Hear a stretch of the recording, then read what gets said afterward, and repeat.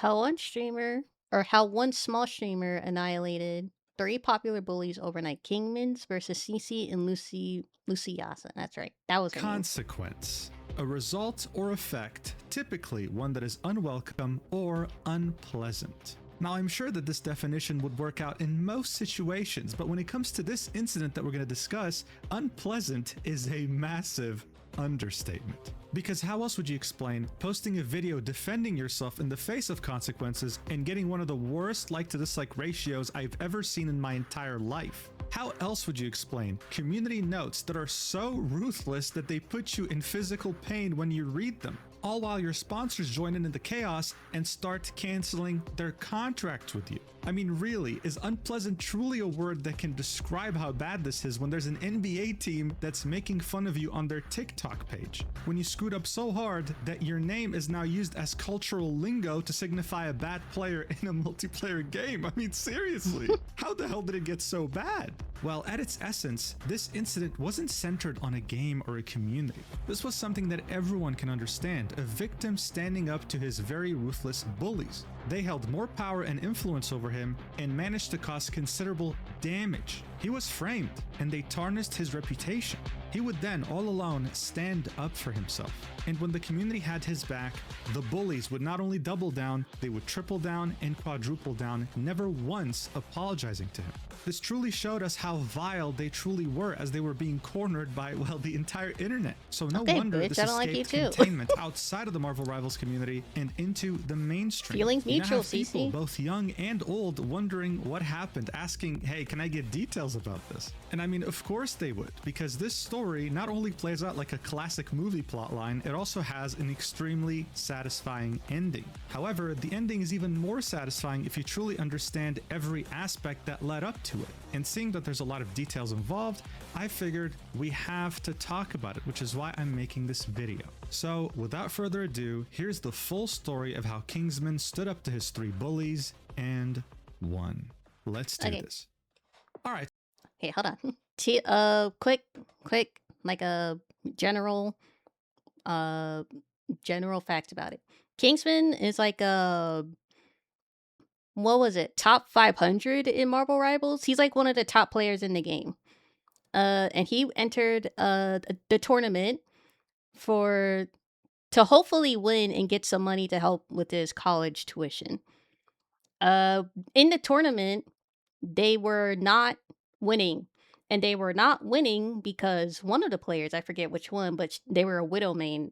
And from what I have heard, Widow is like the worst character in Marvel Rivals. So they were obviously losing because of this one girl who wouldn't switch out. And she had like a 0 to 5, which is basically 0 kills, 5 deaths. And Kingsman had like a 14 to 2 or something, which means 14 kills, 2 deaths. So Kingsman kept trying to like kindly, we'll see it in like the clips. He kept trying to like hey, maybe we should like switch out from Widow. Maybe we should try a different team setup. Maybe you should switch into a supporter or another DPS to better suit the team, you know, kind of thing. He was being really kind about it, and then the Widow main and the other two girls were basically ganging up on him, trying to like, oh my god, shut the fuck up, like stop saying we're not gonna switch out, even though it's a $40,000 tournament. That's the general gist of it. So first things first, who the hell is Kingsman 265? Well, before even starting to upload videos or create content, he was someone who had already spent time in first-person shooter games, most notably Hyperscape, a Ubisoft game that came out in 2020. According to him, he played this game back when he was 16 years old, and he was so good at it that at some point he was #1 on the leaderboard. Quite the achievement, especially since this game had a crazy learning curve. That unfortunately wouldn't last, because the game would prove to be unpopular and shut down very shortly after. This is when he would make the move to Apex. And just like in Hyperscape, the guy was very skilled too, achieving top ranks consistently. For Kingsman though, everything would change when Marvel Rivals would come out on December 6th, 2024. This is when he would pivot to it full time. And just like in the other games he played, he was also incredibly skilled here, reaching top 500 in multiple roles using multiple heroes while also managing to become the rank 1 magic player. Which is, first of all, being top 500 is already impressive in and of itself. Like, top 500 out of how many people playing this game? I don't know the metrics, but I know a whole hell of a lot of people playing this game. Being top 500 in anything, that's fucking crazy. And he's the top magic main. He's a top magic player in the entire game, or at least in the entire like region that he's in. That's crazy. Character that's not even ranked. That's hella good. Meta. Look, by this point it was obvious. Kingsman wasn't just talented at Marvel Rivals, he was talented in general in competitive games. Unfortunately though, this ridiculous level of skill wouldn't translate into much viewership. He would start streaming in the summer of 2023 and would continue streaming regularly, consistently. And yet for almost 2.5 years, the growth wouldn't translate into much, with him peaking at around 150 average viewers. That's just the reality of the streaming landscape, especially when it came to a game like Marvel Rivals. So on January 12th, 2026, when Basim ZB, a Marvel Rivals content creator, would announce that he was hosting a tournament for Marvel Rivals titled Creator Cup with a $40,000 prize pool, including 48 creators, one of them being Kingsman, as you can imagine, he was very excited. This is an opportunity to not just showcase your content and your gameplay, but also a shot at winning a prize. This prize pool also didn't come from just anywhere. It was officially being sponsored by NetEase Games, the creators of the game. So basically an official tournament. Simple. There would be 8 different captains, and on the 13th of January, they'd all be present on Basim's livestream to create their team from those 40 invited content creators. In the case of Kingsman, he'd end up being picked by the captain, Cece. She admitted during the draft pick that she didn't know him, she just knew that he was very skilled. Alongside him, she would pick a few other teammates. What you have to keep in mind are 2 names in particular, Zazastack and Luciasa. You see, Kingsman was streaming as Cece was picking her team, and from the moment this team was formed, he signaled one worry that he had, Zazastack. So shortly after the draft, he would get into a call with the team captain, Cece, and he would express his worries. He'd very clearly outlined to her that he was worried about Zazastack, not because of her skill, not because of her as a person, but because she was the only content creator that was based in Australia when everyone else was playing on US-based servers. This meant that she had 200 ping. And to make matters worse, she was a Black Widow main, a sniper character that of course needs way less than 200 ping to be accurate, while also being a character that's completely out of meta. Cece would reassure Kingsman during 200 ping yet you're playing a sniper character? Come on. Where's the common sense? Where's the logic? their call that don't worry, Not to be mean, European but like that's just general gaming. Why are you playing a sniper character that has to be super accurate in their snipes and you have 200 ping? Players have 150 ping, Zazastack isn't that far behind, and that her Black Widow was really good, asking him to be patient until he saw her performance himself. So look, by this point, everything was cordial, everything was friendly and reasonable. It was no secret that Kingsman was worried, but he was optimistic. He wanted to give this team a chance, especially seeing that there was a $40,000 prize pool and he was a completely broke college student. He wanted to give it his best shot and chose to give Zazastack the benefit of the doubt. What he could have never seen coming, though, is that this team wasn't going to be too far off from those terrible group projects you had in high school, where you were put with the most entitled, vile bullies. Alright, so here's the deal. A Marvel Rivals team has 6 players. There are different heroes with different roles, and you can use varying combinations to come up with a strategy. Typically, you want characters that synergize and work well with each other in your team. Moment though, the best strategy is pretty straightforward and it's used by all pro players. It's called triple support, and it involves having half your team pretty much be support heroes. Seeing that there's not really much you can do to counter a team like this, everyone has been using it to rank up. It's actually very similar to what happened with Overwatch 1 at some point, when the meta used to be 3 supports and 3 tanks. Everyone was using it and you couldn't counter it in any way, shape, or form. Seeing that Kingsman was intending to do his absolute best in this tournament and wanted his team to win, he assumed that his team would also have the same mentality and go with the best meta team possible. Shortly before the tournament would begin, he'd go live on his channel with the intent of scrimming with his team, which meant playing against other teams in this tournament before the tournament began, just to practice. Scrimming is a scrimmage, like a practice match, basically. The only person who had shown up was Cece. He had to go out of his way to contact everyone else in order for them to get there. 2 of the players couldn't even make it. They found replacements for them, but the only players that showed up from his team were Cece, Zazastak, and Luciasa. As you can imagine, the scrims went terribly, and I can't remember the last time I had to force myself to watch something this much because of how uncomfortable it was. But I'm not going to be the only one suffering here. I'm going to show you multiple clips of these scrims so you can understand how terrible the team dynamic was and how vile his teammates were. In this first clip, Kingsman expresses shock when his teammates tell him they don't intend to run the best meta team composition in the game. Seeing that some of the people playing this, Even though you're in a $40,000 tournament and you're trying to win the $40,000, you don't want to do the team matchup that's best in this game.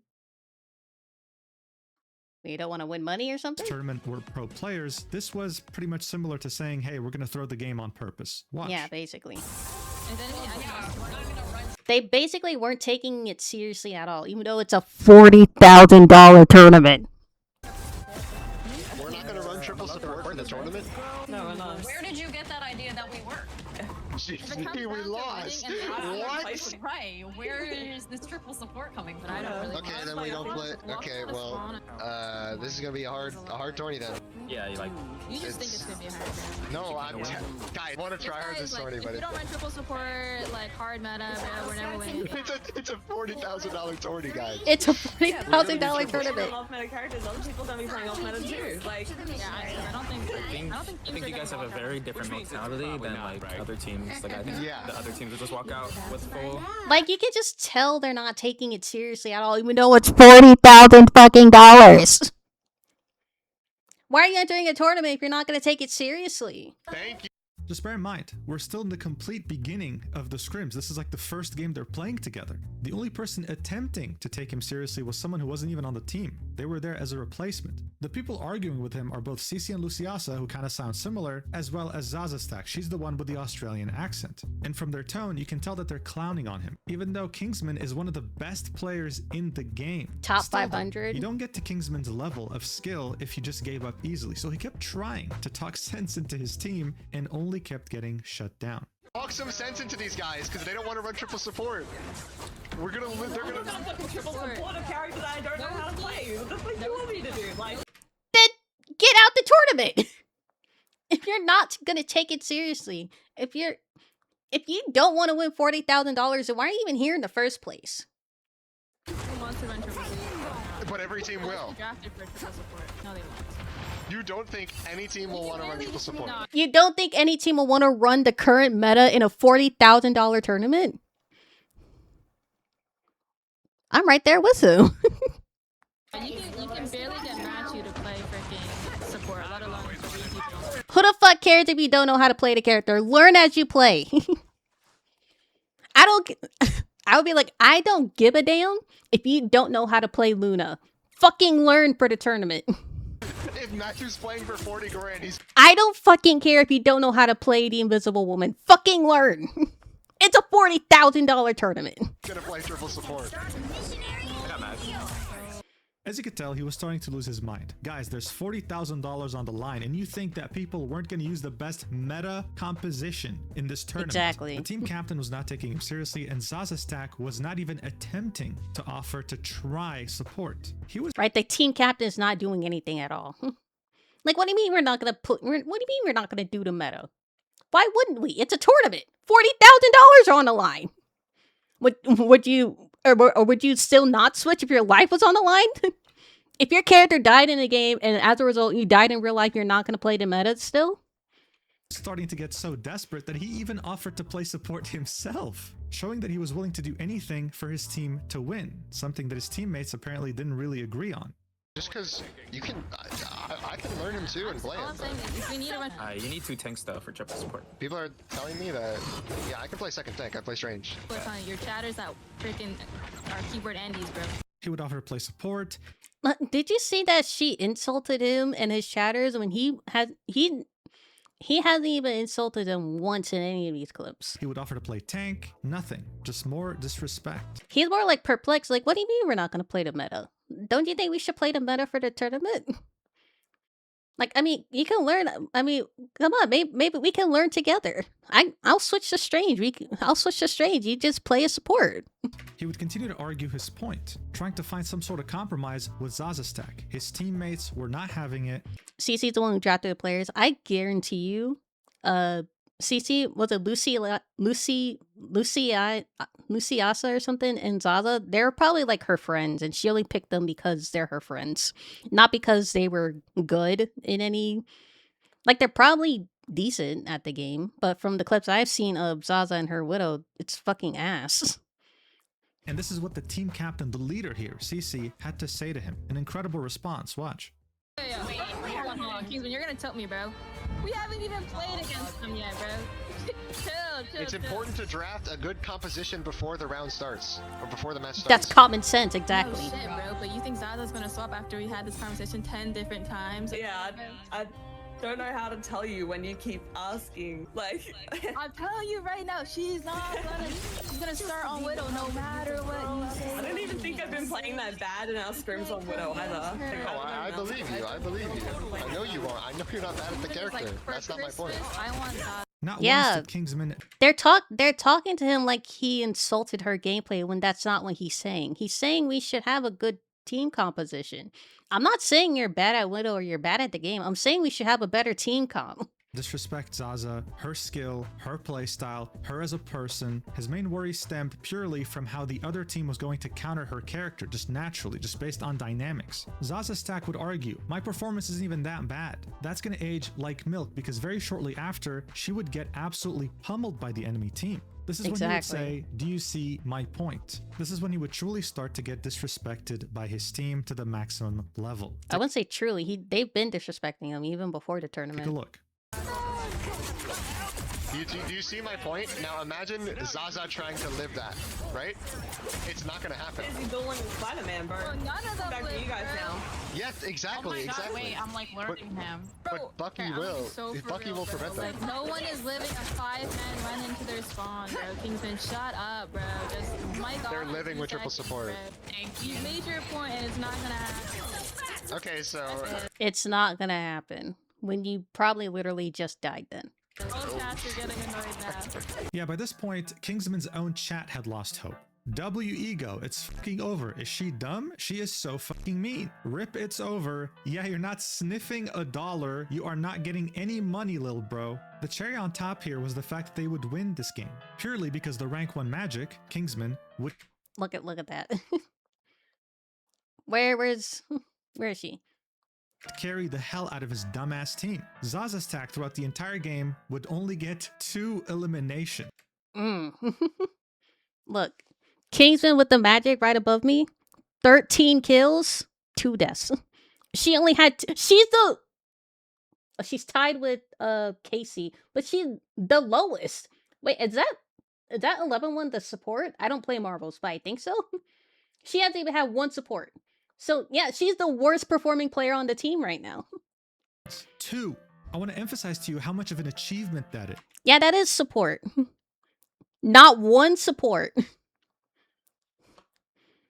Casey is outperforming her with the supports. Getting a kill in this game isn't like in Call of Duty or other FPS games. If you just as much touch an opponent that ends up dying later by your teammate, it counts as a kill. Like literally just doing 1 damage. This meant that throughout the entire game... Yeah, she had 0 of them. She's the worst performing character of the entire team. Or the worst performing player of the entire team. She only hit 2 different At least Casey helped out with the assists. people as a sniper. That's just how crazy this is. And no one saw this Couldn't as even a get not problem 1 except assist. for Kingsman. That's how crazy the situation was. No matter what Kingsman would say, how he tried to formulate a sentence, how he would try to get the point across, he would always be disrespected. Like in this clip, watch. Just save your breath. Because I'm not swapping over Black Yeah. Widow. okay, then we lost the tournament. You don't GG, go next. understand that. That's literally how it works. I don't want to get Kingsman. The more cards it's not happening, bro. Oh my god, I just talked about this fucking conversation now. Nah, bro. And just gonna make another video, bro, for sure. Actively the worst performing player in the team and you're still not switching? What is this ego? Oh my goodness. I don't think I want what she's having, actually. It sounds genuinely sounds really bad. Yeah, you're. No, this is an important conversation. This is. You want to see something really ironic? As soon as this game started, literally as soon as this game started, she one died. of the first people who died was Cece, and then There's one. Little one. Zaza stack immediately by Spider-Man. By the way, I just want to emphasize By Cece had Spider-Man. told Kingsman specifically when they had the call before. Yeah, exactly. A more than 200 ping in playing Widow. Before starting scrims, that Zaza was great at taking out Spider-Man. That's why she's Widow. You want to see something even more ironic? Kingsman would get 18 eliminations. Oh my god. Look at this! Not 0-5-0. 5 deaths, not 1 kill, not 1 assist.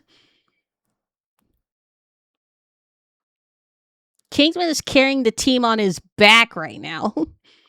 His back must fucking hurt. Carrying the hell out of his team again, while Zaza stack couldn't even hit one person. 0 kills as a sniper. 5 deaths. 0 kills, and 0 assists. assists. Assists are purely for healers. People who give you buffs, and if you get a kill, they get an assist. Zaza couldn't hit a single enemy that died this game. A single one. He would keep emphasizing his arguments, the fact that he went against #1 Black Widows in games and saw that I'm they couldn't perplexed. handle certain compositions. He really tried to get the point across that it's not Zaza stack. I mean, look on the other side. The whole entire team is outperforming her as well. Her own team is outperforming her, and the other team is outperforming her. Not one person on the other team has like 0 kills. He has a problem with. It's purely the character pick. My goodness. Still nothing. This would all culminate in one of the most disrespectful things that were said to him by the team captain. And since she was streaming too, might as well show you her perspective while she was saying it. Watch. We are running into Snake Aces team. I don't understand, bro. I don't get it. You're making me mad, bro. We've been playing against Snake Aces team. This is their team. The only difference is 1 support player, bro. We won. Shut up now, bro. Like, I'm tired of it. This is fucking getting annoying and you're making Zaza sad. Like, it's not gonna happen. She's gonna play Black Widow, so just shut up for 2 seconds and just play this goddamn scrim. Like, I don't get it, bro. Sorry, I blacked out. What did she say? Oh my god! Like, just shut up, bro. Like, we're not gonna swap. If you're concerned about their dive, you just trade back. What an incredible display by the team captain who's meant to keep order, who's meant to understand all the perspectives in her. Yeah, the team captain is incredibly biased right now. Aren't you supposed to be neutral? Isn't the team captain supposed to bring everyone together, not actively cause conflict? What kind of a team captain actively has a bias against someone else on the or for someone else on the team and just completely not want to hear any of the other players out at all? Team and find a middle ground. Like, there was a whole other person that's not even on their team in this scrimmage, and they're telling her, yeah, you should probably listen to your teammate, you know, because you're the captain. You should probably take on, or at least consider other I cannot fucking talk. You should at least, like, consider the things that he says. In her mind, she probably thought, Slay Queen, I'm being a girl boss right now. In reality, she was being a nasty bully. Not just her, though, the other 2 girls as well. Out of all the scrims this team ended up playing, so around 7 different games, Zaza would do well on the last one. Kingsman would carry every single game. That's not an exaggeration. He was really carrying his team hard. But it just so happened that Zaza got MVP once. Here's how his team reacted. How? Look for yourself. I mean, this is really the last straw here. 2-2. Job. Talk shit to Kingsman now, Zaza. Another. Oh my fucking god. What do you mean talk shit? He has 46 kills total. He has more kills than the whole entire team on the other side. What do you mean talk shit? I don't talk shit. I just tell people to shut up when they're talking shit. That's all. Oh, that was horrible. I didn't talk shit at all. When did I talk shit? Strut down this runway. Look at her strut down this one. Shush, Kingsman, you're not allowed to talk. Oh my fucking god. Makes me play like crap when people are, you know, Yeah, being that's a bit normally icky. how it goes. That's all. You're not the only one. Like Yeah, I'm playing. Look at her ping! Sorry time guys, now I'm just because really, it's been I'm just a couple terrible games since that, person. you know? Just report me. You're not a terrible person. It doesn't make you a terrible person. I think Fucking everyone on this ridiculous. team Just be understands nice. you Like, have just be passion chill. for Yeah, Yeah, we sorry, I'm get just- yeah, I'm passion just to so win as negative. well, and like I fuck really outta here, want to bro. win as well. Intentionally throwing because if people are being icky. I think I'm just gonna. But they're down to wait for us. Whatever. I want money. I'm still gonna play. I'm So- really. Bro, we already won against them. Or do you want to just like Let's leave sleep them like By this point, I really want to emphasize just how professional Kingsman has remained throughout this entire thing. Compared to the average person, I mean, hell, compared to me. In his shoes, I would have already crashed out a long time ago. I mean, she was over here saying that she was throwing on purpose because I would have tried to see if I can get into another team, because clearly they're not compatible. Obviously, the team is not compatible at all.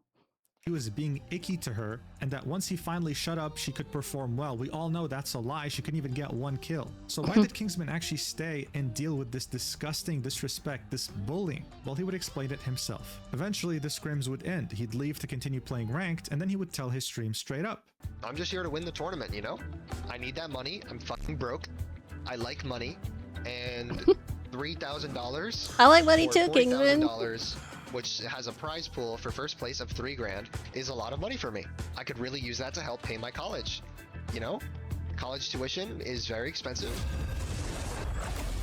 So that's what it was. A lot of people can relate to this. College tuition is crippling debt to just about anyone in the US. And on top of that, winning $3,000 would also mean that maybe you don't have to eat cup noodles every day. When you're a full-time student who doesn't work a part-time job on the side, $3,000 can really make or break an entire year of studies. Every dollar counts, which is why he was willing to deal with this blatant disrespect, all for the sake of maybe paying off some of his college loans. Unfortunately though, even after dealing with so much disrespect, with so much blatant bullying, it would all prove to be for nothing, because he wouldn't even get an opportunity to participate in the tournament. Shortly after telling his chat why winning is such a big deal for him, he'd go AFK for a few minutes, come back, and announce something so ridiculous that it would make anyone's blood boil.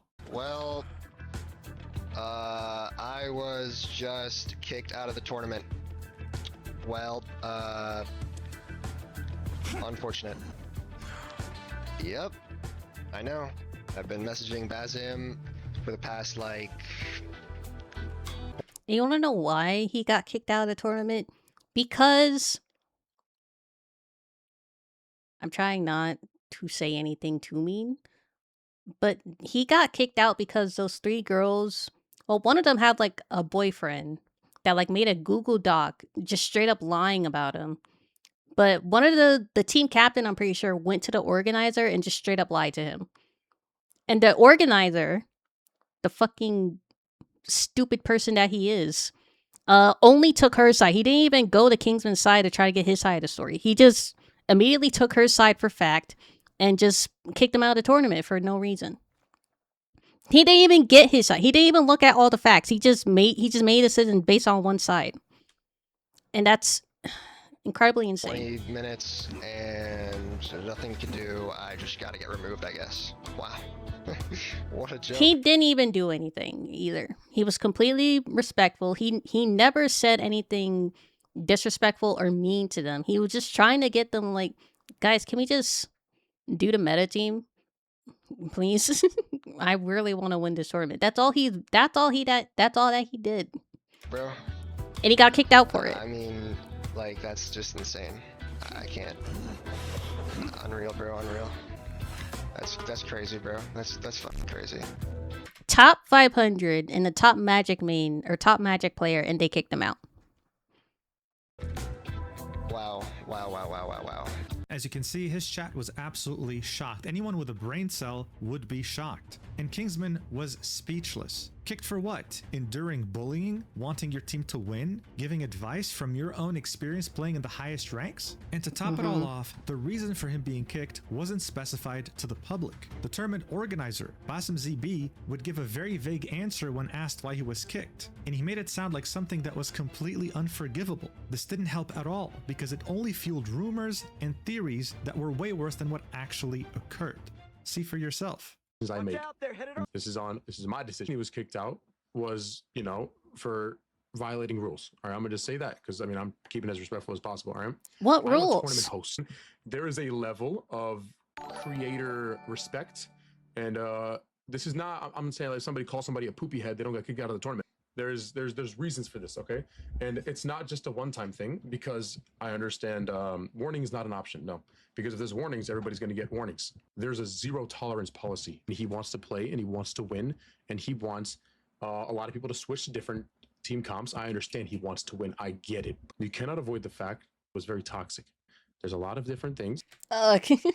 Very toxic, yeah. On the three girls side, not on his side. Blood saying anything. He said violating rules. Okay, what rules? You can't just say violating rules and then not say what rules specifically. All right. Because then you could kick out someone else in another team and just say violating rules. Like, what rules? What are you talking about?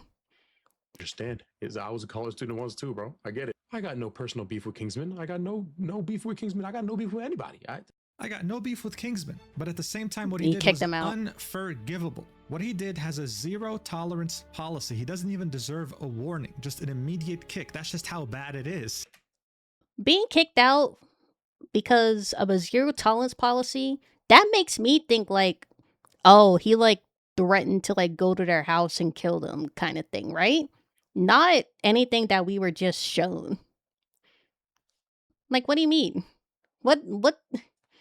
Be specific!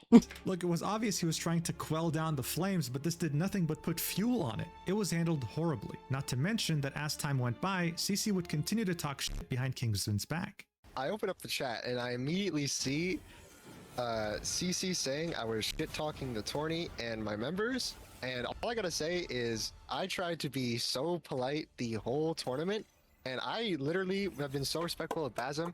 I ranked up, let's go. I've been promoting this tournament for weeks, and obviously, maybe there was a joke in passing. I mean, like 5 minutes ago, Tato, I literally heard you say, this tournament's gonna be dog shit, bro. Like, because there's no bans. Obviously, there's jokes in passing, but all I'm gonna say is one of my viewers showed me that 20 minutes before I got kicked, CC said she had to go do something real quick. So this was Kingsman talking to another streamer about his kick, arguing that there was nothing he said that was worse than what others have been saying throughout the tournament. Also showcasing to us that CC has been talking shit behind his back even after he was kicked, adding that she also probably talking shit about him to the tournament organizer, which most likely resulted in him getting kicked.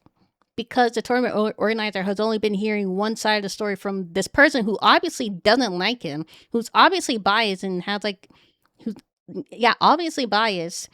And again, the organizer only took her side. He didn't even hear about Kingsman's side until after the outrage on Twitter. Might have had something to do with this kick because she went AFK on her stream to talk to Basm on a phone call. And finally, Kingsman went as far as having to explain to people that he was not a misogynist. Zaza Stack would complain to her Discord about how toxic he was to her, and someone would just randomly say that Kingsman's chat was misogynistic, that they were a reflection of his misogyny, that him asking Zaza, someone who can't even get one kill in an entire game, to switch to another hero was him being misogynistic. And since Basm ZB, the organizer... That's just not what misogyny is.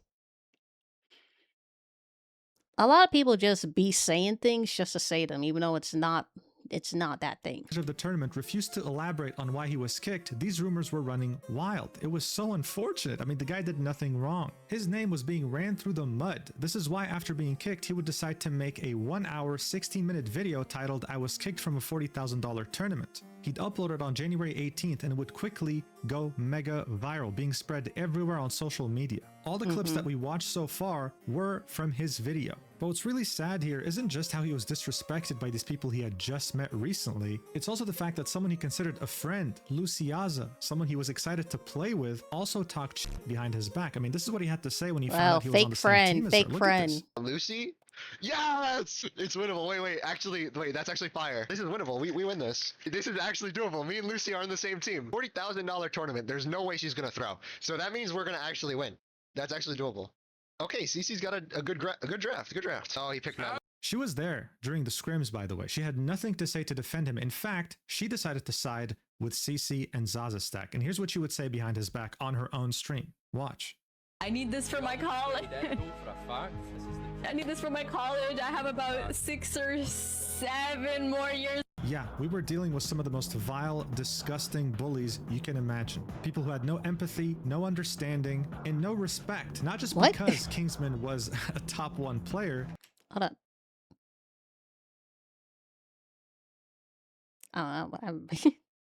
I not might be old. I am old. I don't know what the 6'7" joke is about. I genuinely don't know. I keep seeing it everywhere. I don't even know what it is. But because he was a human being, another person.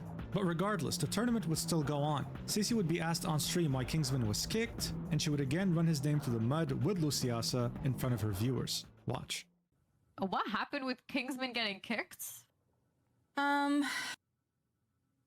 So like Boston pulled me aside and it was just like, a lot of people were coming to him, like chatters. I don't think it has a meaning. We're showing him clips of him like saying disrespectful things about the tournament, like us as a team, and like saying we were gonna lose and all that stuff. It's from a song? I did not know that. Cause I know kids have been doing it. I'm like, what does that even mean? And like Boston was just not having it, and so he asked me, and I was just like, I'm old. I don't keep up with the trends. Just like, if you think so. But apparently he was like muting in like while we were in Discord and then saying like, oh yeah, we're gonna lose, and these guys, my team sucks. And then he was talking about like how some other tournament he's in was like way better. And I think Boston was just not taking that disrespect. And low-key, like I didn't want that disrespect either. Like I didn't want someone on the team that was just constantly gonna like shit talk us to his chat. Because hold on. Can we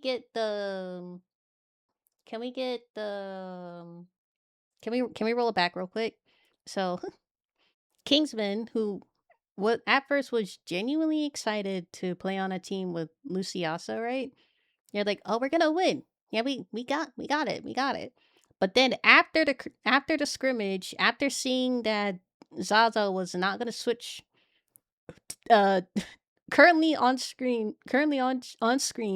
200 fucking ping, not switching out from a sniper character to a support or something. Like not playing the meta, so you're obviously gonna lose. So of course it's gonna be like, man, my team's not taking it seriously. We're not gonna win, guys. Like, isn't that just like a normal reaction?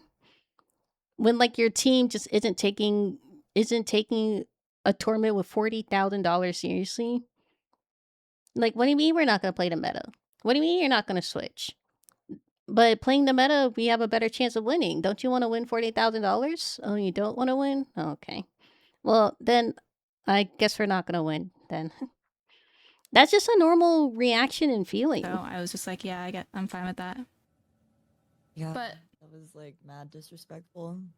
It's not even being disrespectful. Yeah, dude, how dare he do you the courtesy of muting himself when he's about to lash out, staying respectful with you even after you told him multiple times to shut the fuck up in front of a live audience. Let's also not ignore the fact that when Basim told her he was intending to kick him, she had zero protest. I mean, seriously, with teammates like this, who needs enemies? Now, in the timeline of these events, the video had gotten tens of thousands of views and then hundreds of thousands before reaching 1 million. The Marvel Rivals community was outraged at this behavior, and it was starting to reach the mainstream. It was clear Cece wasn't acting like this for the first time in her life. She's someone who is generally vile, who bullies people all the time, and this was her first time being caught, the first time facing consequences. So in the face of these consequences, she decides to make her own response to Kingsman's video. Wait a second, I think, if I remember hearing right, was it Zaza or was it Cece? Or someone one of the three, they were in like an Overwatch, or they were in Overwatch, and they also got kicked out of Overwatch for being incredibly toxic. So it's like a repeating patterns of behavior. On YouTube. The result? One of the worst disliked videos in YouTube's history. Barely 24 hours after Kingsman's video got uploaded, Cece would upload her own video, titled The Truth Behind the $40,000 Tournament. It's currently sitting at 1,200 likes and that ratio. 60,000 dislikes. That's like her kill and death ratio. Sorry. 60,000 comments. And as you can guess, the majority of them are not on her side. Now, one of the first things that CC addresses here was why and how Kingsman got kicked. She'd argued that this wasn't about what Kingsman was saying, this was about how he said it, how it was affecting team performance, how it was bringing down their mental. She'd then talk about her phone call with a tournament organizer. According to her, Basim ZB would message her to talk. He'd say that he just so happened to have come across a bunch of clips and messages from Kingsman, which made him want to kick him. CC would then go ahead and not object, but does admit that looking back, maybe a warning would have been enough. Now, I really want you to listen to this part in particular. This is her arguing in Zaza's. Zaza said she swapped if she really needed to, but we were never at that point, even at a 0 to 5 window, even a 0 to 5 widow. Oh, you would have swapped even after the 0 to 5? Favor. Look at this argument she's making here as to why Zaza sucked so much. Watch. I want you guys to understand, she was gonna go 0-5 no matter what she played. Why? Because Kingsman was breathing down her neck, in her ear, for the last 30 minutes. She wasn't focused, she wasn't locked in, she wasn't going to play well no matter what she played. So you guys are like, that was her game. That was her game to show off. That was her chance to prove that it. Wait a second. If you're gonna go to 0 to 5 anyway, then that's not Kingsman's fault. That's just the player. Worked. No, it wasn't. Because during that time, Kingsman was still down her ear. We finished that map and we go into the next game and we're still arguing about it. At that point, I have to put my foot down as a captain. And yes, I told him to STFU. But you have to understand, this is after an hour of dragging this conversation on, an hour of me asking him to drop this topic, an hour of just continuous arguing in the team. Yes, I finally told him to STFU. This is why I took the time in the beginning of this video to show you these clips. From her perspective, she's making him seem to be someone unreasonable, someone who can't shut up. In reality though, the only thing he wanted was some sort of a compromise. In between those clips of him talking were way longer play sessions with him not even breaching the topic. Zaza still could not hit a single enemy. Again, dude, getting a kill in this game is the easiest thing you can do. You just have to assist. But guys, she had to put her foot down. She had to tell him to shut the fuck up in front of the teammates and the viewers watching. They're suspecting him in front of thousands of people. And by the way, if you're confused about her voice because she doesn't usually sound like this, yeah, we'll get to that. Don't worry. She's making this voice on purpose to appear more innocent. Next up, of course, I'm sure you've seen some memes about the vibes. She'd make this argument. Watch for yourself. From day one, I told Kingsman, rule number 1, don't tilt my team, and rule number 2, don't bring the vibes down on the team, because we're going to lose. A lot of you guys are underestimating how important vibes are in a team scenario. At the highest level of competitive esports, tier 1 esports, you will get booted from a team simply because your team doesn't like you. Even if you're performing, even if you're doing well, if the team synergy isn't there, you're not coming back for another season. Bro, how dare you ruin the vibes? How dare you? How dare you as a #1 player? Oh, all because we don't got positive vibes? I could be having a bad day. I could be just having a bad day and I'm on this team like, look, guys, I don't really want to talk today. I'm just going to be muted. And because I lowered the vibes, I'm going to get kicked out? What kind of... Here, give our team free advice to win $40,000 and ruin the vibes. She'd have an entire segment called accountability, but throughout this whole video, she never once apologized. Never to him. once In took fact, it. During the scrims, she called him a loser as she was muted, right? And bear in mind, she had blamed him for muting and saying they were going to lose. Watch. Everyone thinks this guy's like a bug. That's just what happens. That's such a good point. You're so right about that. And we're still gonna play Widow. Now look, I don't know what. That seemed pretty mean to me, Chad. I don't know about you. That actually seemed like really mean behavior to me. You think about this, but in my opinion, this is the exact toxicity I think that was blamed mean for and kicked without warning for. So as I said, CC had a whole section called accountability. She also had a section called loser, which was way longer. Did she apologize to him for this absolutely blatant toxicity? Well, as you might have guessed, no. If anything, she doubled down on it. Watch. Yes, I did read out the chat. Because when I'm looking to my right, I'm reading chat that called him a loser. And then I repeated it. I shouldn't have read out that chat because it was disrespectful. That's very hypocritical of me to say that about Kingsman.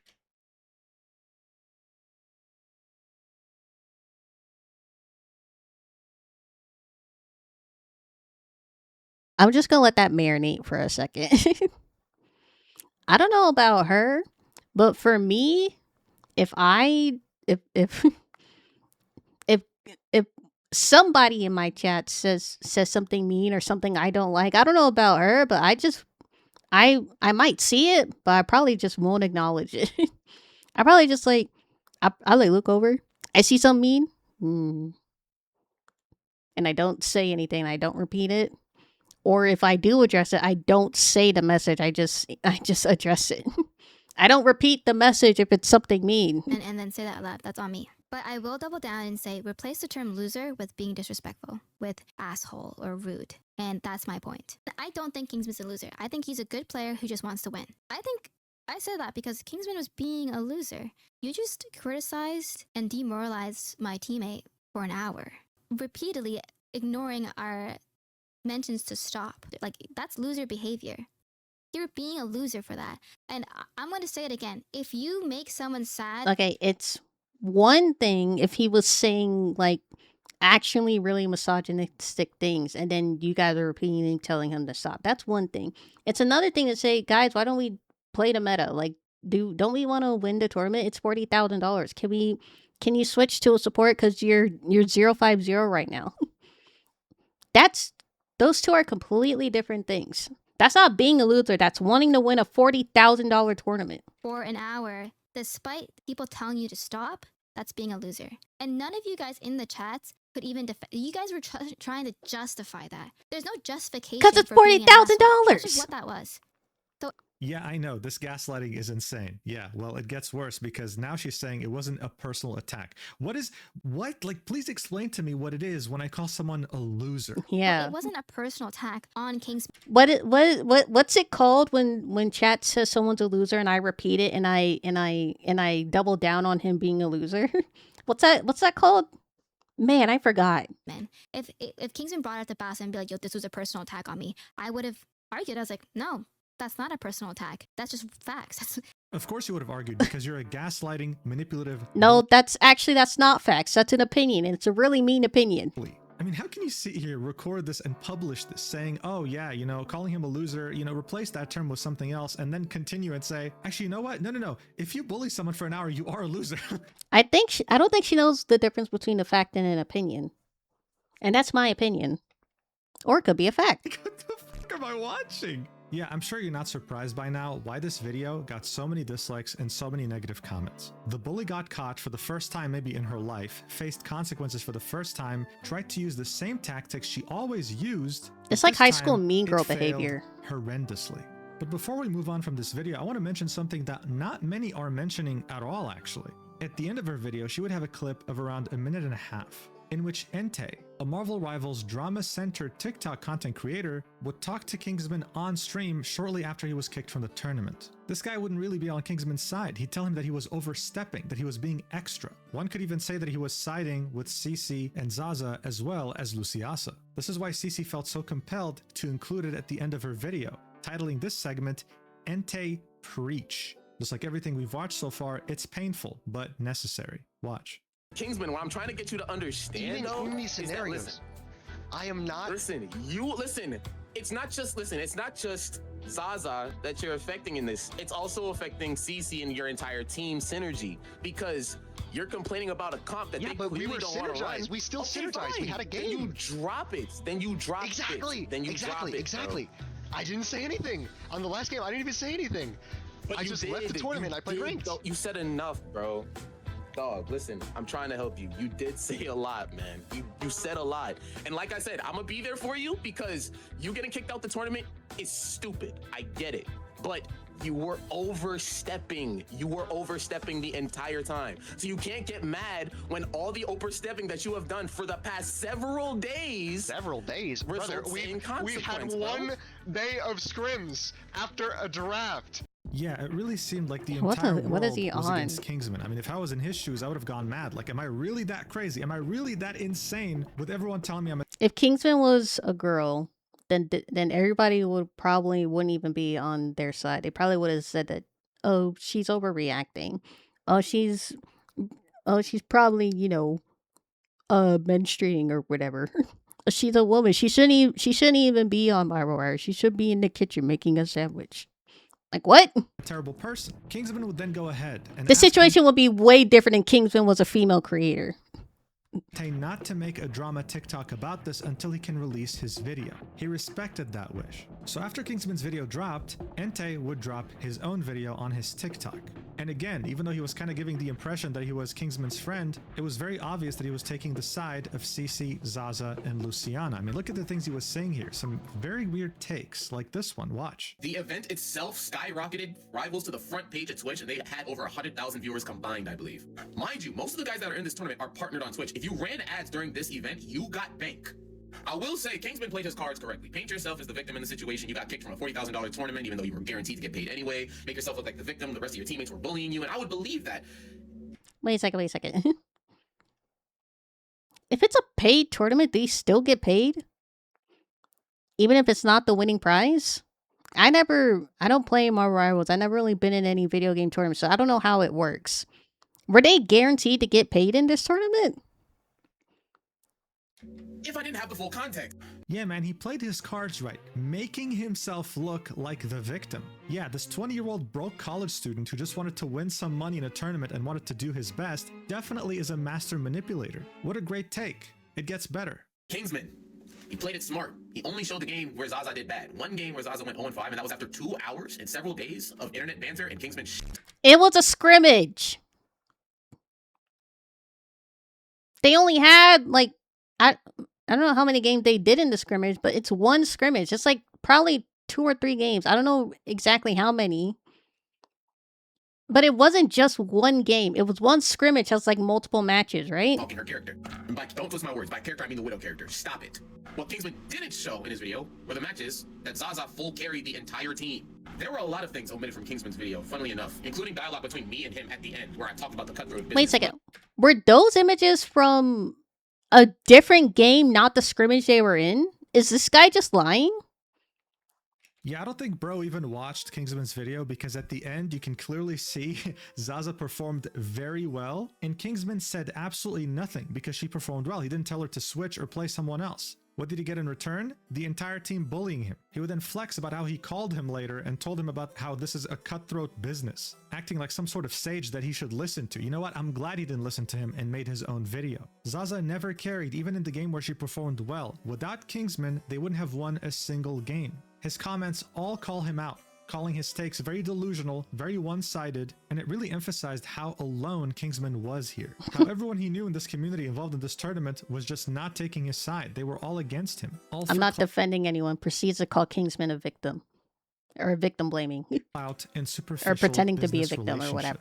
So no wonder the entire Marvel Rivals community backed Kingsman up. The consequences were almost instant. You'd have many viral Twitter threads siding with him and asking themselves how this stupid drama could have gotten this bad. Saying things like, the Kingsman drama is so stupid because in what world do you think he's in the wrong? He's got a teammate acting toxic on Black Widow going 6'8" on 200 ping for $40,000. Oh, it was worse than that. It was 050.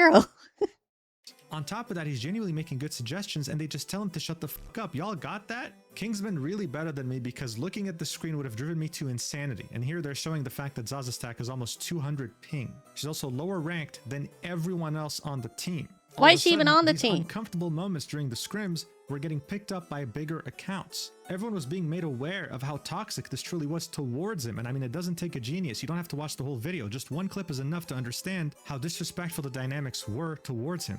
Additionally, Cici was being completely called out because it seemed like she was faking her voice on purpose to appear more innocent and soft, when in reality she sounded completely different on her stream. Here's a comparison. Watch for yourself.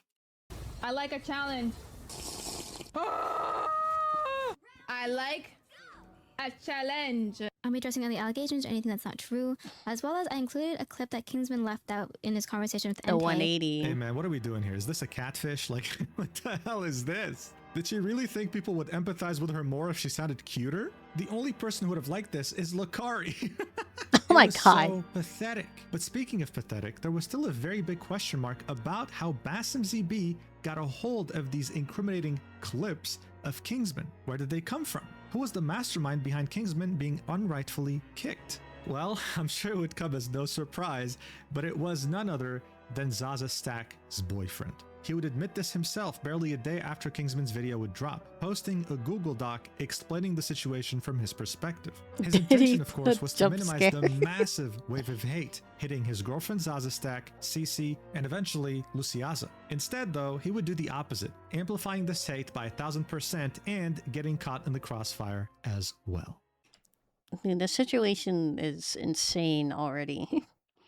And then this guy just comes in out of, you weren't even involved. Like, your girlfriend's involved, but nobody was even talking about you. Why are you bringing yourself in a situation? So this document is 12 pages. He made a whole 12-page document of a situation he's not even involved in.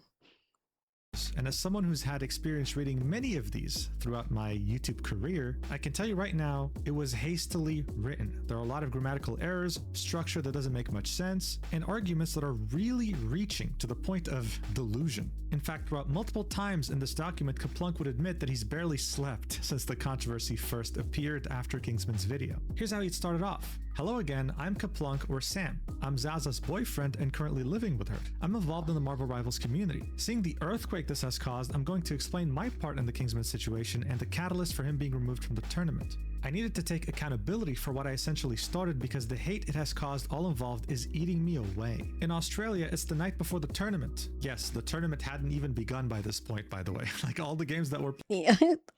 All this drama, and the tournament hasn't even started yet. All this drama was one scrimmage to prepare for the tournament. And he got kicked out of a tournament that hasn't even started yet. Played so far were scrims. Zaza's comments are full of hate and threats, and this has blown up massively for something she had nothing to do with. Nothing to do with, she was there. She was the widow that we were all talking about. What do you mean nothing to do with? After seeing how this is affecting Zaza, I have decided to explain to the greater community why what happened happened. After the first day of scrims, I spoke to Zaza about Kingsman's comments and she was hurt but didn't want to cause any drama. She felt she did well though in the first scrims to be given a chance. But during the second day of scrims and hearing Kingsman go on and on, I hit boiling point and went behind Zaza's back to send clips of Kingsman to Basim's team. I'm going to explain why I did this with as many clips I could scramble together in 6 hours. It's currently 1 hour away before the tourneys start. So look, already from the first page, he's making it clear he's fully responsible for what happened. Zaza had no idea. Keep this in mind for later. Then come the Oh, Zaza had no idea, did she? Foreshadowing is a literary device. Chat. clips. Now bear in mind, by the time I was recording this, Kaplunk already privated his Twitter, deleted the doc, and privated the YouTube channel where these clips were uploaded, alright? The only reason I have this right now is because I made a copy knowing that this guy probably doesn't have much of a spine. This isn't really much of a problem though, because most of these arguments that he's making made zero sense. Kaplunk was trying his best to paint Kingsman as someone who was unreasonable, someone who didn't even attempt to give his girlfriend a chance even though she somehow deserved it. Like look, here he would say, the draft went well, and me and Zaza went to Cece's stream where she was talking to Kingsman in her team chat. Immediately, Kingsman was questioning the Zaza pick before even knowing who she was. This is his first reaction when Cece mentioned Zaza from the get-go. Kingsman was complaining about Cece's choice to pick a 190 ping Widow OTP, which stands for One Trick Pony. What's really funny here though is that you don't even have to watch this clip. A 190 ping Widow OTP is enough to trigger anyone who has common sense in this game. This was very reasonable to ask. Kaplunk would then say, he then brought up the money and what it meant to him to win the tournament, where Cece made it known that she wasn't too focused on the money part of the tournament. This should have set Kingsman's expectations on his team's mindset. Whoa, that's a very bold thing to say. What? Do I need to repeat how much money was the what the tournament prize was? No, I think we already know. Did Cece tell him that she didn't care about the money from the first day? Let's watch the clip together, shall we? The VtuberEN Pants had reacted to this document as soon as it dropped, so much of the clips were archived on her VOD. Here's this clip in question, titled Price Pool Conversation. Watch. If it's a draft like this, I just wish the prize pool was more like split evenly, so people could just have fun and not. Bro, you get money for just showing up, dude. What do you mean? Barely. Yeah, but you get money. That's like 20 bucks. You know what I mean? Wait, 1,000? First place, yes. Like no, between the teams. Yeah, so it's like split 1,006, and then for first place, $18,000. Yeah, yeah, big money. Like that's what I'm saying. Like these tournaments where people just want to have fun, like. What was the point of this clip? Like, why was this? How is this a prize pool? They're just here talking about money and how it would have been nice for it to be more. As a broke college student, Kingsman was saying, dude, you get money for showing up. I'm happy with anything. I'm just happy to be in this tournament, but of course I want to give it my best shot. This was one of the Because he wants the bigger prize money at the end. first clips that were included in this document, and all it did was show us that Kaplunk was brain dead. He then goes on to show us more clips of Kingsman being concerned about the fact that someone who plays a sniper has 200 ping. Kaplunk was very pissed about this because he... well, anybody would be concerned about that. I don't even play in Marvel Rivals, and I know 200 ping and you're playing a sniper character? When you have to be incredibly accurate to hit your target? 200 ping and you're lagging like fucking crazy and you have to hit a target? Say, keep in mind he hasn't seen Zaza play yet or interacted with her at all at this point. You don't have to see the gameplay if it's 200 fucking ping! As if that's necessary to be worried about 200 ping playing a character that no one plays in the pro scene. Kaplunk even includes a moment in which Kingsman's chat was telling him that Zaza was pissed about his comments towards her. Kingsman would then attempt to talk to Zaza in VC to clear it up. Zaza would infinite ping for all the sniper players. instead respond in chat. If anything, this just shows that Kingsman was trying his best to be on good terms with his teammates and was just worried about the ping. We will take over the world with 1 million ping. That starts showing us clips that were in Kingsman's video, where he was very reasonably telling them, hey guys, maybe we should switch. Maybe we're gonna get completely owned if we continue like this. Kaplunk would then show us games from the scrims where his girlfriend did well.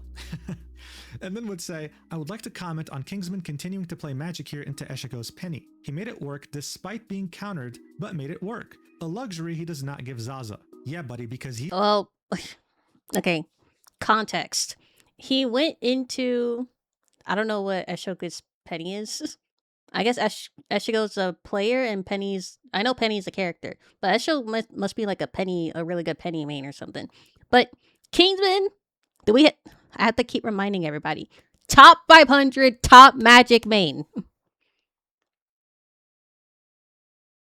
Of course he made it work. That's his best fucking character right there. He's #1 ranked magic on the entire planet. Zaza is diamond. Oh, the whole planet? Not just like NA or anything?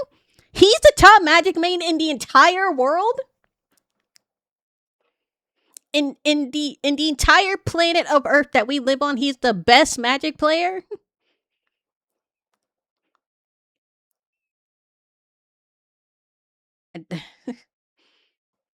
I'm like a hair string away from completely crashing out. They picked their carry because they were butthurt. She's not even Grandmaster. He then says, I will also note, Kingsman's chat, including a mod, attempts to blame Zaza's Widow throughout the entire scrim despite her doing well and the enemy team glazing her. This was getting pathetic. The guy was nitpicking the tiniest things and it still wasn't convincing anyone that he was in the right here. He then goes ahead and shows us many clips we already watched of Kingsman trying his best. This might be a good example of like toxic positivity. You know? Like Zaza is a Widow main. She has 200 ping. She was 0-5-0 in one of the matches. Yet two of the other players, CC and Lucy Yasa, were just hyping her up for literally no reason whatsoever. It's the toxic positivity of it all. Why are you lifting her up when she was 0-5-0 and she has 200 ping and she's playing Widow, the worst character in the entire game? That might not be toxic positivity. It might be a little bit, but I think it's also incredibly delusional. To make his team understand, guys, we can't keep going like this. We're gonna get pummeled in the tournament. As we saw earlier, Zaza would of course argue that she's not going to play anyone else but Widow. They win the first game and she got 2 kills, okay? Kaplunk would argue Widow was playing anti-dive this game and she was not a part of the Deadpool rush ults. Her 2 kills were on people diving the backline, stopping them from picking on Casey. Just bear in mind, this whole game maybe lasted like more than 20 minutes, right? The fact that she only killed 2 people, or hell, touched 2 people with her sniper says a lot. But of course, the White Knight will defend his girlfriend no matter what. He'd say, this entire round has played out while arguing and Zaza goes 0-4. This is the first game in the 6 scrims they have done that she has a negative KD and Kingsman crashes out. Reasonably! Why is this in the document? This doesn't help you at all. This is not in your favor. What do you mean? Let's see how Kingsman crashes out from his perspective. Let's watch. Fire hook. He dies. Okay, guys. Case and point proven. Completely reasonable crash out. Right now. Do you understand? No, it's well, you've been making me feel like shit. Of course I'm gonna How do you not see the problem right That is the most reasonable crash out I've ever seen in my life. now? Wait, first of all, it's that ass Kingsman, like, shut the fuck up. Okay, bro. You're doing too much. Lucy's not even on Invis, but second of all, you're getting value. Crashes out. You know what, dude? I think anyone who was reasonable, who had common sense, and who wanted to win this tournament would have done way worse than what he did. The mental gymnastics that Kaplunk was pulling here were out of this world. And this is when the White Knight would step in. He'd say, this is where I don't know what planet he's on, but it's not in this solar system. come in. I was watching this, and I had been clipping on an alt account since the start of the VOD when the first comments came in. I then messaged a member of production I know and told him to get Basim to watch Kingsman's stream. I went behind Zaza's back to do this. She was still in the scrim and didn't know what I was doing from the next room. I then sent multiple of the above clips to Basim with the context of everything since draft day. Here we can see DMs between Kaplunk and one of the members of production. Kaplunk would start off the DM saying, are you around? If you are, lurk CC or Kingsman streams. He'd say, okay, what's going on? Kaplunk would say, Kingsman is out to get Zaza, telling her she can't play Widow. He needs the money and to play triple support. The crew member would say she's not a support player. Hold up. You're in a $40,000 tournament. I don't fucking care what you play. We're playing triple support and learn how to play Luna or somebody, anybody. I don't care who. Learn. How are you playing on Marvel Rivals and you don't even know like the basics of any of the other characters? You don't have to main them. You don't have to be a master at all the characters. Learn the basics. Kaplunk would say, yeah, it's pissing me off. He's been onto her since the draft, and she hasn't wanted to stir the pot, but he is slandering her in front of his 200 viewers. Crew member would say, like, is he talking shit when unmuted to his team? Kaplunk would say, I'll lurk just... Well, you can't learn how to play another character outside of your main?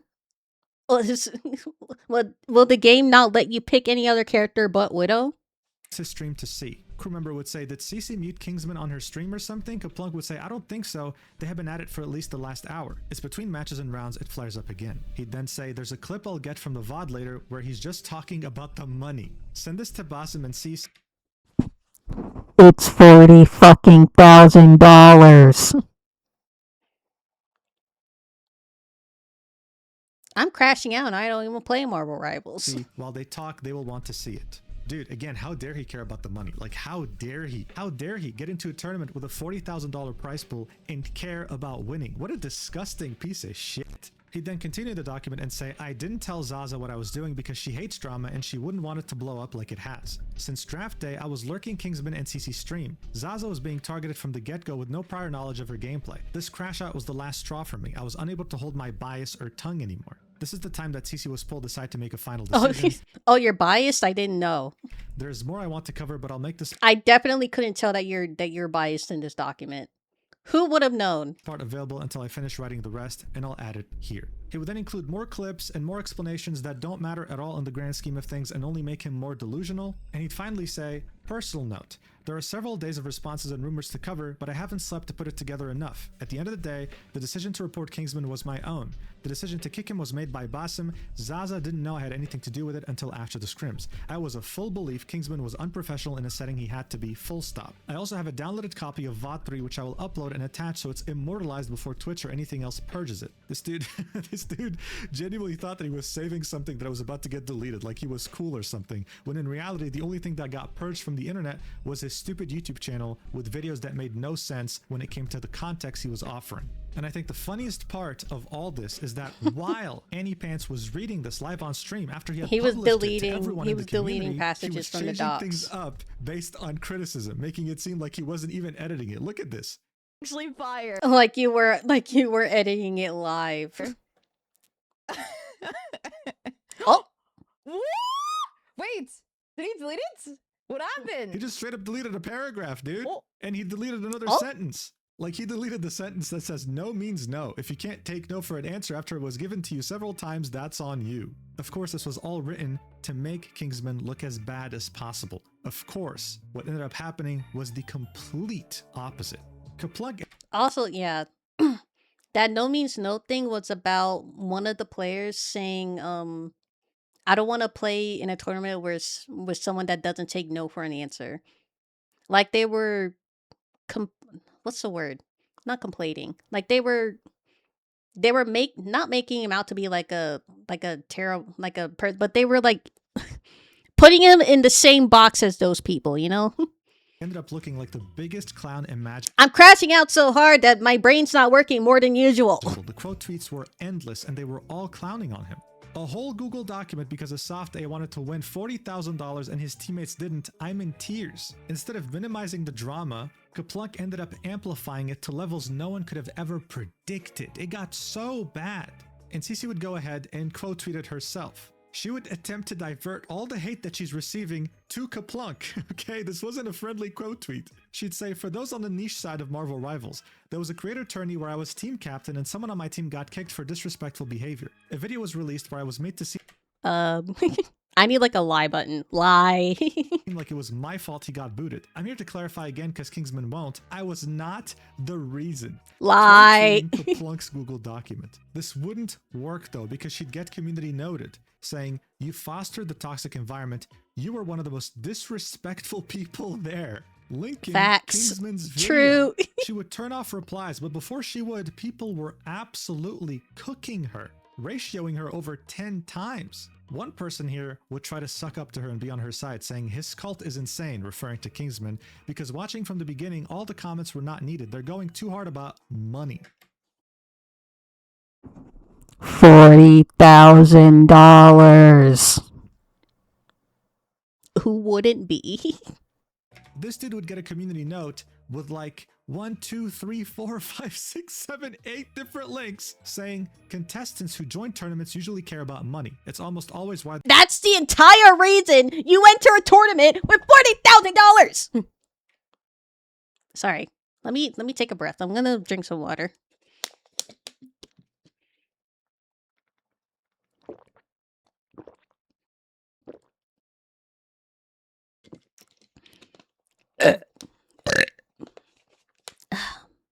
I'm sorry I had to witness that, chat. They're in the tournament to begin with. Kingsman had every right to express that he wanted to win. Thankfully, though, the majority of people, and by majority I mean 99.99%, had more than 2 brain cells to rub together. They weren't going to get gaslit or fooled, and her strategy that she's employed her entire career to get away from. They really cooked her with those notes.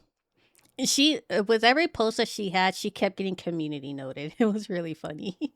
From the consequences simply wasn't working here. But while Cece and Zaza were like every tweet you make regarding the situation, there's just immediately community note. Actually, this is wrong, and these are and here's the sources.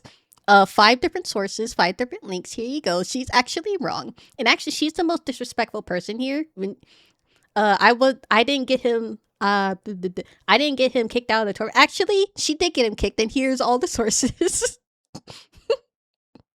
getting the majority of the hate, one person was still left on the sidelines and got less. Luciaza, the person here who was meant to be Kingsman's friend and completely stabbed him in the back. She would delete her VOD of the scrims with Kingsman and the rest of the team, hoping to wipe evidence, but someone would come in with this clip that they had saved to really show us how vile of a person she was, along with both She Zaza since and removed CC the Watch. VOD when I brought it up in her I have a comments. genuine question. Like, seriously, answer this. Even if you support Kingsman or whatever, support Kingsman like it's fucking Israel. Anyway.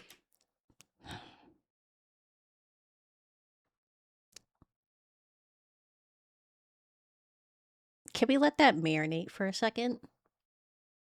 Can we Can we sit and process the dumb fuckery that just came out of her mouth? I'm running out of insults. Whatever you have in your head. Yeah, let's compare Kingsman, who just wanted to win a $40,000 tournament, to a country that's committing war crimes currently. Those are totally two things that you can compare. The one thing totally has the same things as the other thing. That's totally what's happening here. I have a genuine question. Ready? I'm saying I have a Honestly, who gives a shit what her question was? How weird do you have to be as a person to say something like this, to compare what happened to Kingsman to Israel? Like, how did we even get here? Next up, you'd have CC. I don't know how we got here, Mujin. I'm genuinely perplexed. I can't comprehend the wires and the neurons that's happening in her brain. I cannot get to the same point that she's getting to because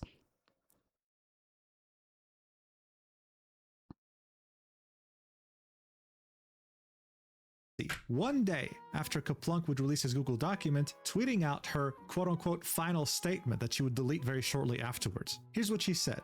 My final statement. I take accountability for my poor handling of the situation and should have accommodated Kingsman better because I understood his motivation to try and win $3,000. Hold on. I take accountability. Lie. For my poor handling of the situation and should have accommodated Kingsman better. Lie. Because I understood his motivation to try to win. Lie. In parentheses, not 40K. As if that matters, you idiot. She then who the fuck cares? Say I misspoke in the green light clip. In that same stream, after the clip was cut, I clarified Bassem did not ask for approval. He was going to kick him regardless. Yeah, but you didn't even bother defending him as team captain. At the end of the day, he wanted money, and I wanted to defend my teammate from someone who was dogging on her from Why are they still trying to bring up him wanting money like it's a negative thing? It's a $40,000 tournament. Obviously, you're in it for the money. If you're in a $40,000 tournament and you're not in it for the money, why the fuck are you in the tournament? Get out of the tournament if that's not your goal. Draft day about playing Widow in a creator tourney. I only called him a loser. I did not say shut the fuck up, rage bait him, or insult him. I did not say shut the fuck up, lie, rage bait him, lie, insult him, lie. 3 lies all in one sentence. Other than that, if me asking him to stop is where you— That's impressive. You draw the line, then okay, insult me, crying emoji. And yes, I told my friend in Twitch chat to kill themselves. I've been banned and freed.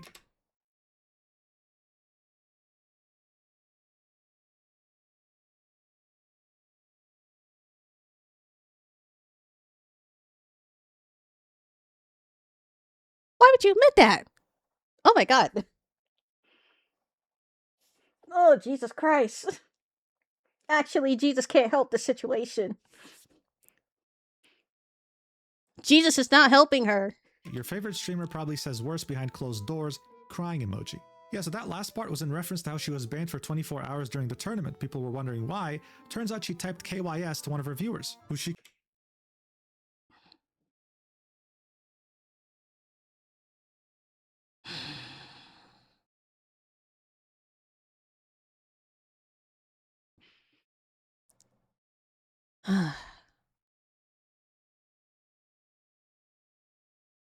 Inner peace. I was gonna say it's okay, but it's not okay. Nothing's okay. Oh, this is all wrong. called a friend. Wonderful behavior, again, by a team captain. Here she was doubling down, again, missing the entire— I called him a loser and told chatters to kill themselves, and I didn't insult him in the same text. Is crazy. Oh my goodness. I think I'm getting a headache.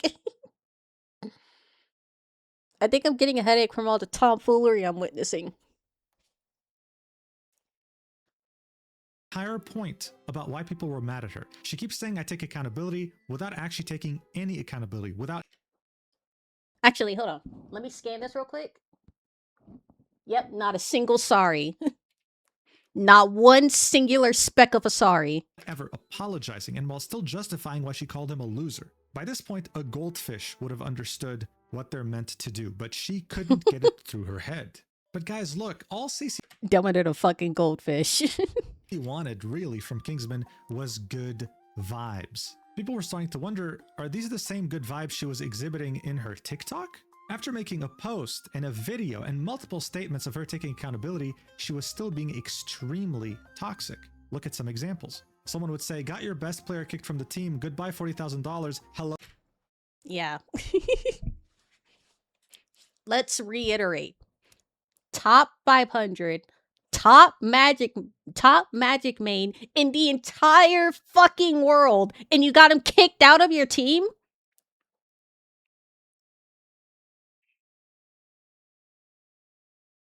Good vibes, to which she would say $3,000, and we've got better players and vibes now. It doesn't matter if it's $40,000 or $3,000! Oh my gosh. It doesn't matter whether it's $40,000 or $3,000.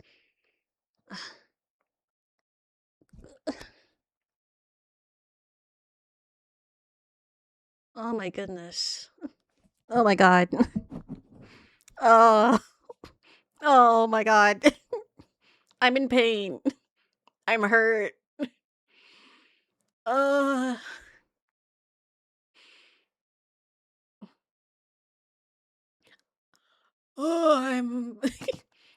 I'm I'm feeling so much psychological pain from the secondhand embarrassment right now. Someone else would say, lol, glazing Kingsman's for what now y'all gonna lose.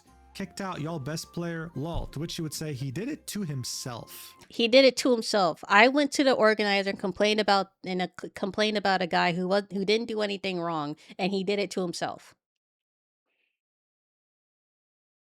Check this one out. If you don't want to win, don't scrim and don't draft people who do want to win. To which she would say, I don't want to win with someone who can't take no for an answer. So yeah, remember I said earlier? Like, what the fuck did that take, Cece? Oh my goodness. now she was insinuating that this was someone who couldn't accept consent. Isn't that incredible? Really, like how? First, comparing him to Israel. Second of all, comparing him to someone who doesn't take no for an answer. What are these? What's the correlation between any of those statements? How far down can you dig your hole? Apparently for Cece, she can go down to the Earth's core without even batting an eye, without even having a hint of self-awareness. In the replies of this post, you'd find Zaza's tag, saying, not a single screenshot there is me. Also, I had zero input into the decision of him being kicked. People gotta stop pretending like it was within my power. Someone would ratio her like more than 1,000,000 times saying there are screenshots of your replies actually, it's through the thread. And they weren't lying. In these replies, Zaza was playing the victim, telling everyone that she had no idea who was going to get kicked, she had no input into it, and she was only bullied. This is why her performance was bad, and this is why she was sad.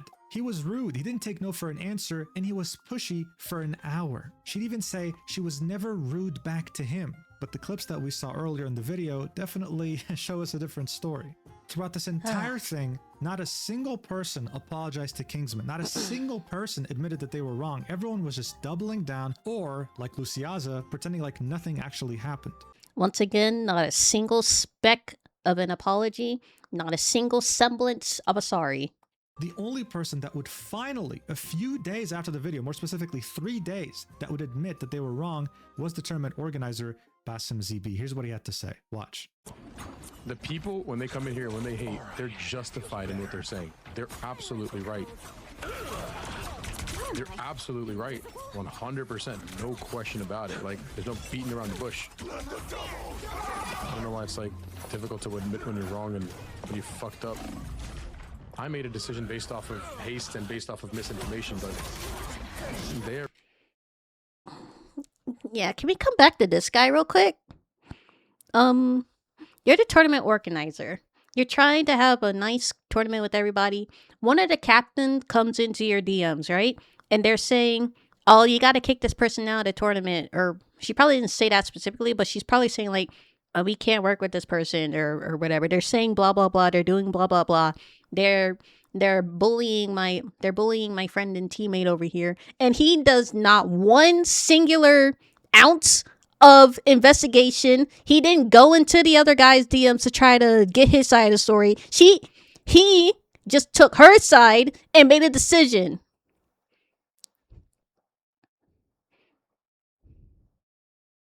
Yeah, let's not forget about him. Everybody in the team knew what was going on. Everybody Probably shouldn't be an organizer if you're already biased against one or biased for one of the captains. in this team knew what was going on, and the fact that nobody told me anything was that's whatever. It doesn't matter. It doesn't matter. Get that vehicle moving again. Whatever. So look, there's no question that Basim completely screwed up in his role of tournament organizer. I've seen many people call for him to never be able to host another tournament again, and he's also had a lot of hate thrown his way. He even admitted it, but he also said that it was justified. He understands why it's happening. He screwed up. Look, we all make mistakes in life, all right? And I think what's important is that we learn from them. At least Basim had the self-awareness required to understood that he made a mistake, and he said so. Good for him. What's really unfortunate, though, is that this self-awareness did not rub on the whole bullying group whatsoever. I didn't hear a sorry, though. Did he ever apologize to Kingsman for kicking him out? Everything we saw so far was nothing more than a very bad attempt at damage control. This obviously didn't work at all. If anything, it made things considerably worse. How much worse? Well, the bullies in question were about to find that out the hard way. Shortly after the Google Doc, Kaplunk would make yet another tweet. Here he'd say to Kingsman, "I'm reaching out to apologize and talk about the way things went down. In this case, I went about it in completely the wrong way. I overstepped. Zaza told me to leave it alone in confidence and dumb impulse decisions. Kingsman, I'm sorry for sending the clips which caused Basim to kick you from the event. The Google Doc released was one-sided and painted you in an extremely negative light with my bias. I shouldn't have gone out of my way to involve myself in a situation I was not a part of. Zaza, I am sorry for going behind your back to release a Google document despite you warning me not to. This is— Oh, before in the Google Doc, he said that Zaza wasn't aware of the Google Doc, but now he's admitting that she was? Thought we fucking forgot about that, did we, huh? It's been a massive wake-up call, and if there's any hate to be directed, direct it to me, not Zaza or Kingsman. Shortly after posting this, Kaplunk would go ahead and private his Twitter account. So this was him essentially hoping that all the hate would be redirected towards him so that his girlfriend could finally live in peace. He made it seem like he was the one who did this. She was the reasonable one telling him to stop drama farming, but he just wouldn't listen. This, of course, made the community— Apologizing to your girlfriend as a Cree is also crazy performative, by the way. I have a feeling that I wouldn't say she forced him. She probably told him, just make a tweet correcting the situation. And then heavily implied that he should take the fall. Community hate him even more because this guy had essentially admitted to going behind his girlfriend's back and sending a lot of hate her way. Someone would quote tweet that last tweet that Kaplunk had made and say, "Zaza will forever be known as an EOMM agent and it's your fault." In a nutshell, this means that she's always on the losing team, like she's there to pretty much sabotage you. You reported him and made a doc where you blatantly lied just to make him seem bad. Now you're trying to delete everything to hide it and come out with an apology that we know you don't actually believe in. But here's the deal. People weren't stupid. They were keeping track of these things. The guy was very blatantly lying because not to be the guy who stirred the pot. She reposted the Google Doc the minute Kaplunk posted it. Someone's taking the fall. As soon as he posted his Google Doc, his girlfriend, Zaza Stack, would repost it. Like nobody noticed that you reposted the document. This was, of course, about to backfire both on him and his girlfriend very harshly later. But in the meantime, Sissy would make yet another statement. This would get over 17 million views. Here's what she would say. "I'm sorry I failed to realize that I need to take proper accountability on here as well. Many of you saw my replies and they were defensive, deflecting, and argumentative. I was busy fighting to defend myself and I've deleted them now because I realized what you guys really wanted from me was a sincere apology. Took you long."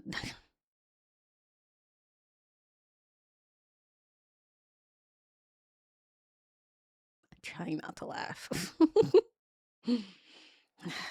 I mean, at this point, an apology is too late from her. Long enough. As a team captain, I have a responsibility to make accommodations for all my— Like, there's a certain window where you have to do an apology, right? After all of your double downing, triple downing, quadruple downing, and being argumentative and being defensive and saying fucking dumb takes like the no means no shit and the Israel shit. At this point, the apology, it's not going to be accepted. At this point, the apology's too late. You've already dug yourself. You dug yourself not to the Earth's core. You dug yourself to the complete opposite side of the planet, and you fell out. It's too late. Teammates. While advocating for my Widow OTP, I also need to better respect Kingsman's wishes. Once the team environment became disruptive, I needed to de-escalate with a solution for both parties. A simple, hey guys, let's try this game with Widow, then the next one we can switch things up, could have worked. Emotions were high, and I failed to notice, which resulted in me snapping at Kingsman. I apologize, as no matter what, raising voices and instantly shutting down a teammate is not the right thing to do. I also should have reprimanded the comments directed at Kingsman once the scrims were over. I needed to hold everyone accountable. I also apologize for calling Kingsman a loser, and I should not have read that in chat in the first place. It was very disrespectful, as Kingsman was just trying to win. And as a leader, I needed to lead without emotions and a clear view. I said good vibes are important, but failed to create that properly. Before Kingsman video went out, I had already reflected, which is why I didn't realize you guys needed to hear it too. I'm sorry my Twitter fingers went first, not this. I tried my best to be ready as a captain, preparing a spreadsheet with various comps and playstyles, but I learned that being a team captain is more than strategies, it's about everyone on the team. They all need to have a say. ChatGPT, give me out of this mess I made myself into. ChatGPT, help me fill this hole I dug myself in.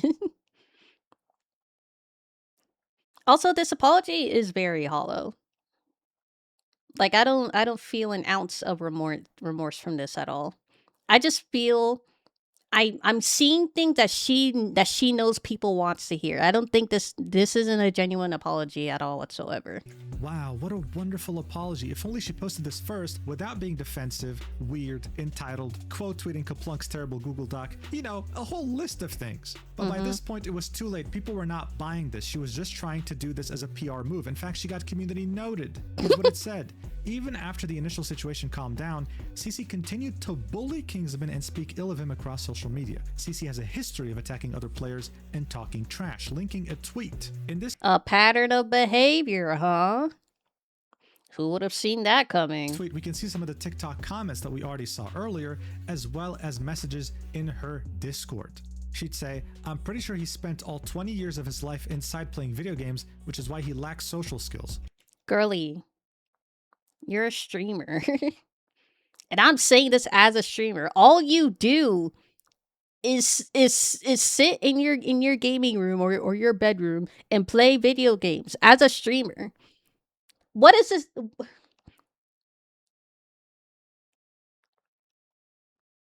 She's of course referring to Kingsman. More bullying, wonderful. As people were raiding her Discord because of how terrible of a person she is, she'd say, yo Kingsman cocksuckers, screenshot this. Y'all think I ain't see the toxicity in the Kingsman Discord? W not spreading hate from the mods and Kingsman community. This only served to make people hate her more. Seeing this, she would reply to that apology we just saw and say, I'm sorry I was going off the video and forgot to explicitly call this out. Earlier today, I woke up to 1,000 plus notifications from the day before and people had joined my server from Kingsman. I was having a panic attack and I just started experiencing them. So on my freakout, I said Kingsman lacked social skills because he spends his time playing video games instead. Now is she blaming her response on... Actually, this is a typical excuse, isn't it? This isn't even new at this point in our society. I was angry and ended up lashing out at him instead of his community. I deeply regret it and I apologize for flinging another insult out. This shows I have terrible character, but I will be working on watching the words I say and getting help with my panic attacks. Heart emoji. The community note would come in and say, she doesn't actually feel bad. This is a PR move. Linking the same tweet we just looked at. Someone would quote tweet this reply and say, she ulted, heartbreak emoji. That's it, man. She ulted. She pulled out her biggest move.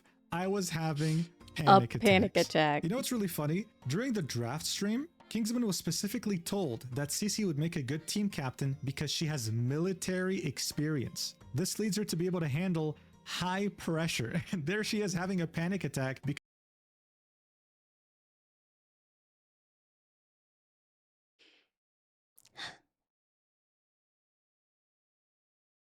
having military experience doesn't exactly make you a good leader.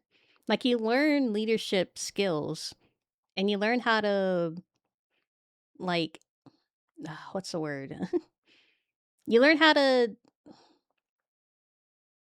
trying to find the words. Navy SEAL copy pasta levels of BS.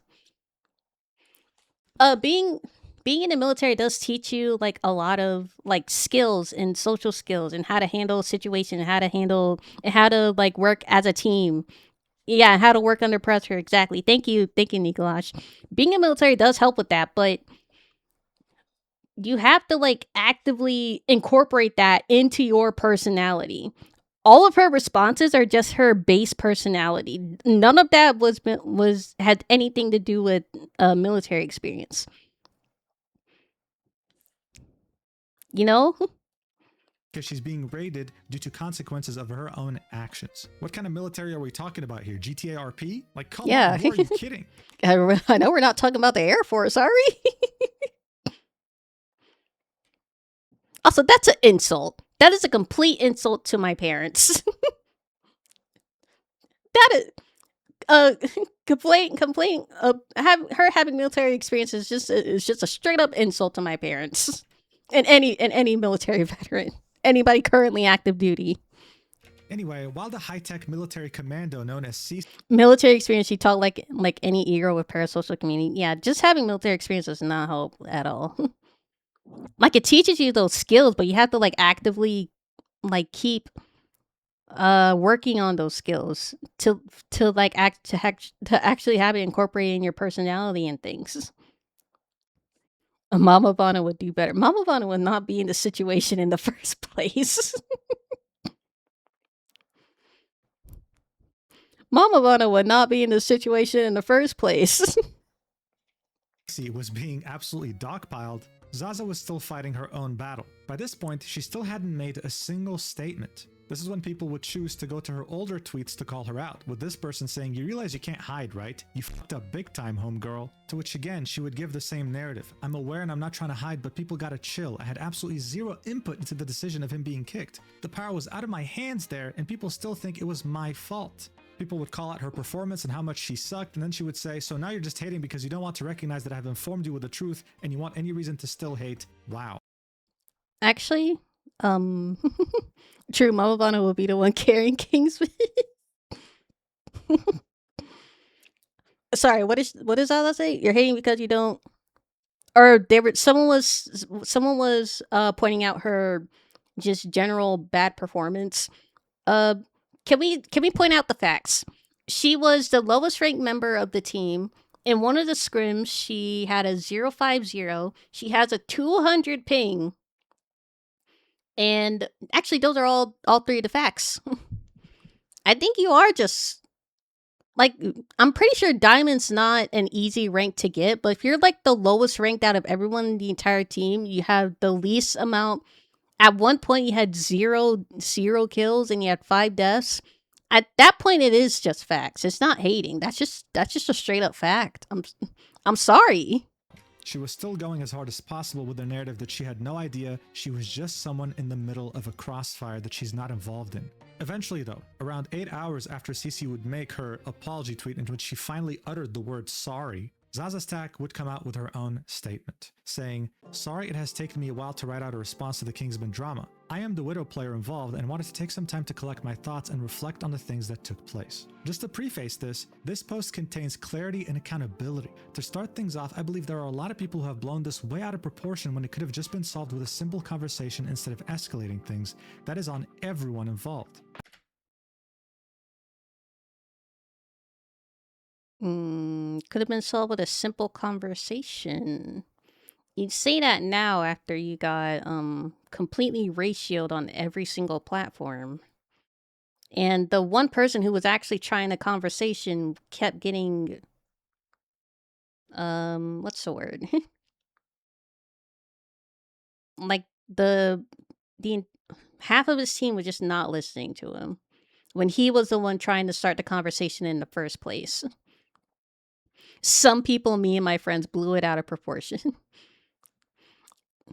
I'm taking accountability for not swapping off of Widow when I should have. The games that we're playing in Kingsman's YouTube video were practice scrim games and not the actual tournament games, so I was hoping I would have a proper chance to show off my Widow gameplay. My choice to stay on Widow was never because of ego or wanting to throw, and the whole way through the tournament I continued to tell Kingsman that I still... Okay. I believe she didn't want to throw the tournament, but I don't believe that her staying on Widow wasn't because of ego. It was absolutely because of ego. She wanted to prove him wrong. So she kept playing Widow to try to prove him wrong, and I guess to try to play better than him so she can keep playing Widow. It was absolutely because of ego. Don't fucking... Why are you lying in your apology? Wanted to try and wanted to help him win. The reason I initially said no to his suggestions was because they were out of my hero pool and I had no playtime on them. Kingsman was made aware of my hero pool from day one, and when he asked for Phoenix instead, I was too focused on processing the pressure that I was feeling from him constantly pushing me to swap. In hindsight, I should have just swapped to Phoenix or Gila so we could have practiced that too. As for when Kingsman said that he could switch to Bucky or Mantis and try that idea was never attempted because I said that his magic gameplay was really good and I thought that his magic was working. I wonder why his magic was working. Do we have to refer back to our notes chat? Top 500 in the game and top 1 magic player, and not just the country he's in, but the entire fucking world. I wonder why his magic worked. Of course it was going to work. He's rank 1 magic in the world. Fucking exactly. Competitively my best hero. And when I was invited and signed up for the tournament, initially there was no prize pool and it was labeled as a creator tournament. The $40,000 prize pool came as a surprise later on and was split between everyone who played in the tournament in teams from 1st to 8th place. Not gonna lie, I wonder why picking someone from Australia playing Widow to play a tournament based on North America server. Why did they pick someone from Australia?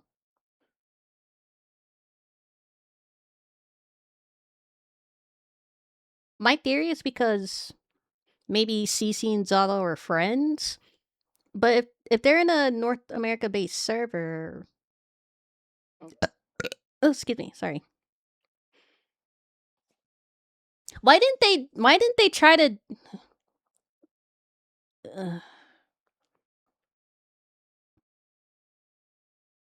why did she hold on.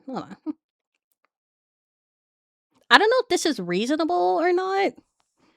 In an online tournament, if you're based in another country and you enter a tournament in a completely different country, do you stay in that country, or would it have been better to like temporarily get like a hotel or an Airbnb and play in that country for the duration of that tournament, then move back after the tournament was done? Is that normal? I don't play in video game tournaments. I don't play rivals, so I don't know if that approach in a tournament is normal. With first place getting $3,000 each for winning, so oh my god, we still have 30 minutes left. Everyone ended up getting paid. I think a lot of people have been getting my voice mixed up with the other girls' voices and have been... The tournament is on... Yeah, but...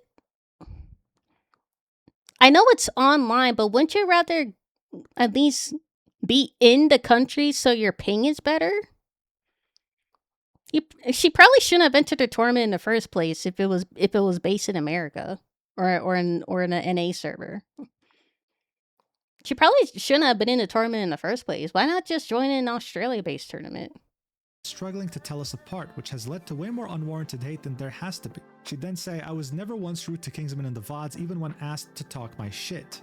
I will take accountability for getting stern after a while of being asked the same question over and over, and do apologize for that, as I definitely could have had more patience. However, I still don't believe that I insulted him in any way. If Kingsman is at all offended by any of my actions, then I am deeply sorry to him. On the topic of the drama, I would also like to address my boyfriend's, Kaplunk's, input into the situation. With Cap and I living in the same house, I know how easy it is to believe that we work together on sending through clips or the creation of the document. I can confirm that we did not work together on any of that at all. There had been comments and concerns from Kingsman since the draft day about my Widow pick potential. On day 1 of scrims, I had told Cap to not send through any clips of Kingsman downing my Widow or muting up to speak to his stream as the day 1 games went well. I warned Cap that I could handle the situation of doubt by conversing, and that if Kingsman were to end up getting kicked from the tournament, it would bring flame on all of us. I feel like she's lying. I feel like she's lying about telling Kerplunk to not do the Google Doc and not post it. Once again, it doesn't pass the smell test. It's very stinky. Wow, does she have a crystal ball? That's highly mature from someone like her, huh? On day 2 of scrims, Kaplunk had sent through clips to tournament administration without me knowing, in a moment of feeling overprotective for me, so that they were aware of Kingsman being pushy towards my choice to play Widow. The clips were passed on to the You feel? tournament host, Basim ZB. Yeah, I feel like it's not very genuine. I don't know what it is about the past hour long that we're witnessing her apology now. I don't think it's genuine. And a rushed, overconfident decision was made to kick Kingsman from the tournament. If she knew, she would have poised herself way earlier. Yeah, if she knew and she genuinely didn't want him to put a doc, she wouldn't have reposted it. She wouldn't have doubled down in multiple comments. She wouldn't have tried to defend herself after the document. Basim ZB has since taken accountability for his rushed decision and lack of research on his recent Twitch streams. You know, I love working on this video so far because I don't even have to say anything about this statement. Community notes are present on every single statement made by the girls here, and they say everything that needs to be said. Here's what this one said in particular. Zaza Stack states that she never knew or helped write the Google Doc. However, she'd retweeted several tweets containing the doc as an attempt to defend herself. Zaza Stack says she never knew or helped write the Google Doc. In the previous apology with Kerplunk, when he said that she knew about the Google Doc, she says she didn't know, but her boyfriend directly admitted in his apology that she knew. I wonder who's lying. Maybe the girl that's been lying this whole time? I don't know who to trust. Actually, you know what? This community note could have been written a bit better. In a sea of lies, the truth is somewhere in the eye of the storm. I shouldn't have said sea. I should have... Damn it. Only did she retweet the document multiple times, she was also fully aware it was being written because, well, she admitted it live on her stream. Watch it for yourself. Cece, did you see the document Cap was putting together about it all? Rage bait for more views? I'm not a rage baiter, bro. I'm not a rage baiter. He tweeted it? Yeah. Yeah, he's being very, like, straightforward about everything and putting all the evidence in there, too. He's actually... Cap has a lot of experience writing good documents like that, so... W Cap. If I ever get into a drama, I'm gonna have... I'm gonna have my boyfriend write a Google Doc in complete defense of me, even though I'm completely and totally in the wrong. You would do that for me, wouldn't you? Yo, Cece, did you see the Google Doc that my boyfriend's putting together? It's also really funny to me how she's gloating. Oh yeah, dude, he knows how to write these documents, man. Really? Did we both read the same thing? Incoherent structure, clips that don't make sense, grammatical errors that a toddler could have avoided, really? But guys, I swear, I didn't want my boyfriend to publish this because I knew that this was going to cause me drama. I'm gonna make sure he writes it in the dead of night with no sleep.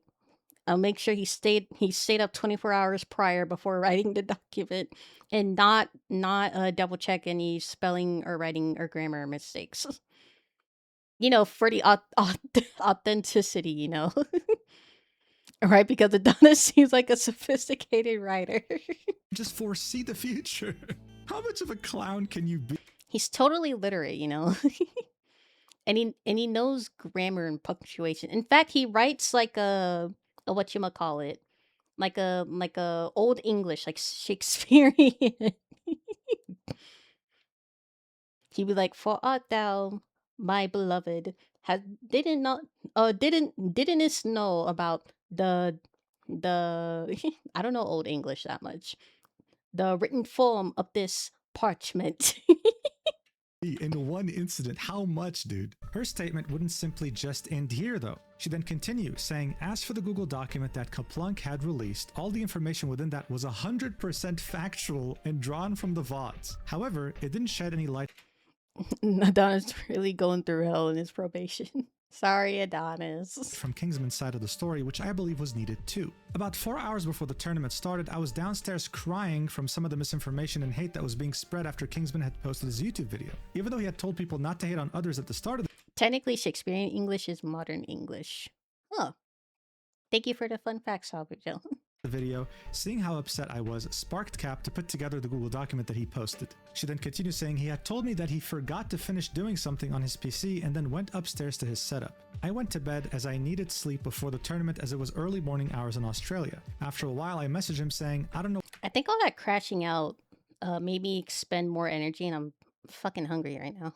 What you are doing on your PC, but I have a gut feeling you are writing a post or a document and I think you should leave it and come sleep. I ended up falling asleep and he ended up staying up writing the Google document so that he could post it before the tournament started in attempts to clarify things from my side. The clip titled Zaza was all for the document according to this clip on my Twitch was after the document had been posted and I had already read through it. It was completely Kaplunk's decision alone to post the document in the first place. Yes, Kaplunk might be my boyfriend, but that does not mean I have control over his actions. Just like everyone else involved, he is still his own individual person and he has since written a public apology to take accountability on his profile here on Twitter. Wait a second. You have a boyfriend, but you don't control his every action and emotion? Then why do you have a boyfriend? I'm kidding. Don't do that to your boyfriends. I never intended to offend Kingsman or throw away an important tournament to him as I still wanted to help him win. But if he is at all offended by any of my actions, then I again apologize deeply and hope that we can all move on from this. Again, this would be community noted. The community notes did not let her post a single thing without correcting her, by the way. It would say, Opie did not intend on winning or helping Kingsman as she repeatedly continued to play Widow on high ping while berating Kingsman for being asked to switch. Too much Google Docky, too little being sorry. Yeah.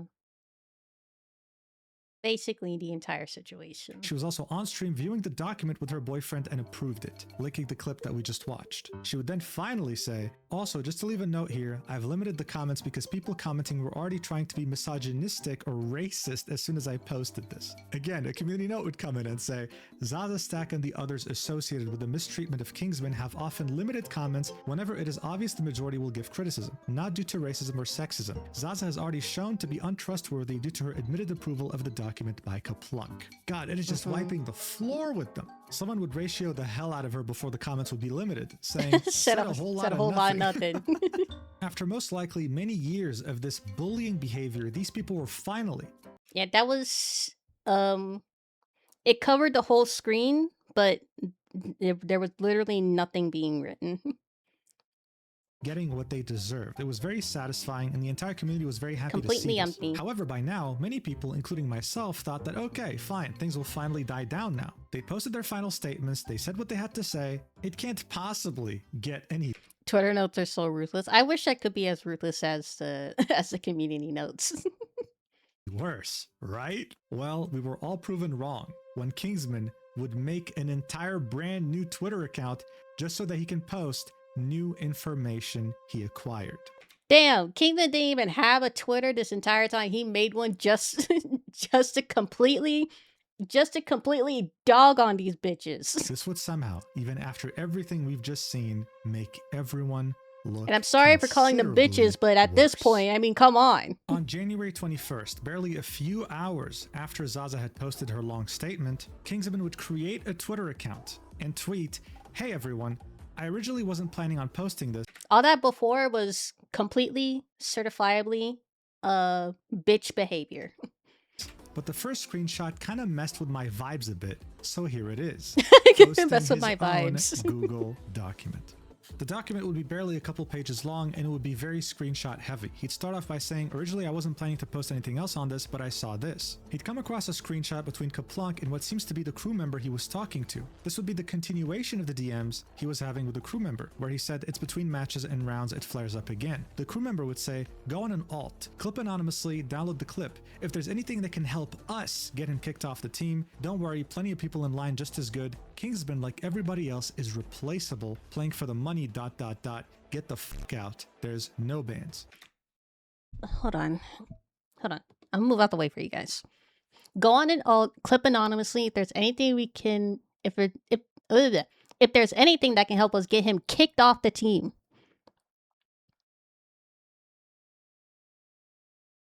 You're a staff member and you're talking like this? Who's a staff member? Get them fired. Kingsman, like everybody else, is replaceable, playing for the money. You guys already know what I'm about to say. it's $40,000. Who? Why do they keep bringing up the money like it's a bad thing? Everybody's in it for the money. The Kingsman's not any different than literally anybody else, except for Cece, Zaza, and Luciasa, who are playing for the vibes, I guess. To which Kaplunk would say, yeah, I'll go through it. This is when Kingsman would say, and this is just blind speculation, but the fact that you referred to it as helping us get him kicked off. I'm taking notes on how to act as a mod. Means that multiple people were trying to do that on my team. Kaplunk is Zaza's boyfriend, and I'm assuming this message is with one of the team members. And I'm 99% sure it's Cece. So this was Kingsman pretty much saying that this wasn't with a crew member on the production team for this tournament. This was actually Kaplunk talking to Cece. This is his speculation. Of course, insinuating that Kaplunk was lying in his document when he said that this was a crew member. And honestly, after everything that's happened so far, I don't think it will be a crazy revelation. He'd then continue and say, either way, my vibes were off. So here's the DMs between me and her after I got kicked and posted the video right before the tournament started.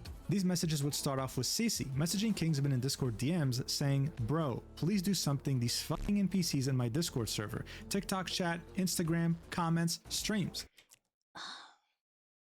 How many times do we have to fucking go through this? All a streamer or all a content creator can do is say, don't spread hate, don't go into their streams and spread hate or anything. That's all that they can do. And if they fostered a good community that will listen to them, then they won't. Of course there's going to be some stragglers here and there. He can't control them. He can't control everybody in his community. He can't grab everybody by the leash and say, don't do this. Stop. He can't do that. He can't control people.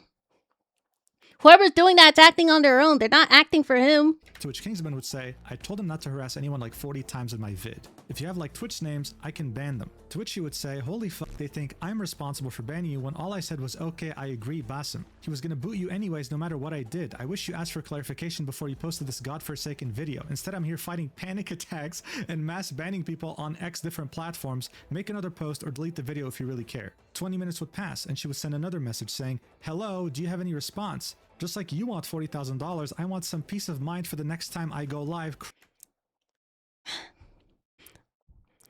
Chat, raise your hand if you would like $40,000 right now, at this very moment. They keep bringing up him wanting $40,000 like it's a bad thing. That's a normal human response. Who doesn't want $40,000? I want $40,000. Why do they keep bringing that up like it's not normal? Crying emoji. God, even in these DMs, she sounds so vile. Kingsman would then say, I'm not deleting the video. It's legit just a VOD. But I've already told my viewers like a trillion times not to harass anyone, and I'll keep saying that at the start of my streams and banning whoever I see. This is when she'd say, why not? You took my clip out of I think I'll take the good vibes. Text before even asking me for clarification. You can re-upload the VOD again, no? To which he would say, the VOD is staying up, dude. I'm not taking it down. Nothing is out of context. It's just the 16th and then the draft from a viewer's perspective. This is when she'd say, you insinuated I was the one who got you banned, question mark? You put a screenshot of a random Discord message from someone else saying I was sus for going into a one-on-one call with Basim? He'd reply with, because you're the team captain. Of course that's suspicious. Right after you guys had an argument, you go into a one-on-one call with the organizer, and then like what, the next day he gets banned? Yeah, that's suspicious. That's weird. You said in the same video, I have a boss call with Basim. In the same vid you say I greenlit it. I'm not here to argue. And then he got banned. So yeah, fucking obviously you got him banned. Not process of elimination. But yes, process of elimination, but also correlating evidence. So, to which you would say, oh, sorry, are you uncomfortable that I'm taking no for an answer? Oh my god. The same way you didn't take no for an answer for an hour? Or the fact that the only thing you said to the team was about money? Like, seriously, bro, why the fuck would I want to kick you if I insisted you stay after you said you want to go play ranked? Thanks for throwing me under the fucking bus and into unlimited harassment for... First, sorry, are you uncomfortable that I'm not taking no for an answer? Stop doing that. we've already gone past this. Just fucking stop. Oh my god. I'm gonna have a migraine if she says that one more fucking time. Or the fact that the only thing you said to the team was about money. It's a $40,000 tournament. Of course he wants to win the money. Shut the fuck up. Why the fuck would I kick you if I insisted you stay after you said you want to go play rate? You you got into a one-on-one call with the team organizer after you had that argument with him, and one of your viewers said you got a one-on-one call with the organizer, and then you said you greenlit it, and then the next day he gets kicked. Oh my god. Oh. Thanks for throwing me under the bus from your own actions? X amount of weeks, if not months. Get your fucking clicks now, all because your own actions got you banned and you can't accept that. Usually I'd be mature, but I don't owe you that if you can't even see how you're in the wrong. You are an asshole for harassing Zaza for a whole hour and making her upset even after we said to drop, and now I'm getting that harassment tenfold. Who? When has he ever? Show me back in in the past 1 hour and 11 minutes and 22 seconds of the video that we have ever seen Kingsman harass Zaza. Kingsman would then say, sorry to hear that. To which CC would say, stop lying, you're not sorry. He'd say, I mean, you also just got banned from Twitch the same day for your actions, which is a totally separate matter. Oh, say, damn. What actions? LMAO, I said something in chat to my friend. That's something. That's something being kill yourself? Also, hold on. Why would you say kill yourself to a friend? A supposed friend. If I had a friend, I would never say that to them. If I wouldn't even say that to my worst enemy. Being KYS, by the way. To which Kingman would say, okay. She'd say, it's completely unrelated. He'd say, I'm done talking. Good luck on the tournament. And she'd end this with, you know, I hard defended you when Lie. drama farmed. I got into Lie. major drama in Creator Discord with a bunch of people just dogging on me for being upset. Entei went behind my back to talk bad about you, and look. I had Lie. players tell me how you're a crash out and that it's not good I got you on my team and I still defended you. Lie. I've never met such a narcissist like you. Wow. Lie. Incredible. And if you guys don't remember, Entei was that one Marvel Rivals TikTok drama creator that we talked about earlier. Kingsman would then say in She defended him? Lie. the document, she then removed me from the Discord server with Rivals creators all over As someone who's told friends who I can't talk. It's okay. It's okay, sorry. It's okay. TikTok where we chat, and apparently she was the owner. LMAO. Also, on a side note, why am I getting messages like this? LMAO. This would be a message from clearly someone who That's just a me personal thing. I would never say that to my friends. I don't know about other friend groups. I know different friend groups have different vibes and stuff. It's just me personally. I would never say that to someone who I consider a friend. is extremely That's just a mentally personal ill, thing, I pretty much guess. saying that he's very angry at Kingsman for clarifying that he's not a misogynist at the end of his video. Going as far as saying, you're a fucking disgrace for any self-respecting human and I hope life R-words you by the very women you claim not to hate. Unless, of course, you change your ways. Anyway, this Google Doc served to show us that Cece was Our vibe is that we kill each other. No, I can get behind that. truly, I mean, if you weren't convinced yet, a terrible, vile person. Not once did she apologize to him in private. Not even once. She made herself out to be some saint who was always on his side and that she never did anything wrong. When Kingsman refused to go with her pity farming, she would really crash out on him. This is actually a real definition of crashing out, not what Kingsman did during the scrims. Kingsman would reply to this post saying, also, I'm so glad CC also turned the Marvel Rivals creator Discord from a server I used to know and talk with people into a CC Glaze server with my old friends. We see a content creator saying that she was furious with Kaplunk because he hurt so many careers. We'd see someone else saying, I gained 600 followers after making a video showing CC as the Antichrist. More importantly though, we'd see a content creator by the name of Ashlyn tagging both CC and Zaza Stack and saying, don't let these people try and bully you off the internet. I know it's annoying, but use it as an opportunity to gain favor from people who support you. The parasocials will forget about it in a few days when they move on to the next thing. Basically, it's free ad revenue. You know, in a situation like this, from the people around you that you know who's really like on your side and who's actually your friend based on how they react to these things, you know? Like he said that one of his old friends was like a CC glazer. Yeah, that wasn't really your friend, and I'm really sorry about that you had to find that out through this situation. To which CC would reply with, I just put 12 ads on my YouTube video. Yes, the one that got mass disliked. This again didn't help her case at all. CC would reply to Kingsman's tweet like in less than half an hour and say, I made a quote tweet. These DMs say the timestamp is today, but it was immediately after I uploaded my video and saw all those hate comments for the first time saying I was the ringleader who got you kicked, when I am not. I took the screenshots insulting you to the chin, but it is not proof of me talking with Kaplunk. This is when she would be hit with one of the most ruthless community notes I've ever seen, with 9 different links of proof, which we already saw, saying CC was the team captain. Not the 9 different links. I've never seen so many links in a in a community note. She had every opportunity to not only stop her teammates from bullying and harassing Kingsman during and even after the tournament, but also not do so herself. Kingsman would reply, ratioing the hell out of her, saying, that's pretty epic. Also, showing the screenshot of her saying KYS to I am Jabu. This is what got her banned for a day off Twitch. Here's another screenshot of I am Jabu on Discord. Someone asked him, you are her friend, ? To which he said, I don't know her, bro. So she told someone to kill herself just randomly out of nowhere? Just unprompted?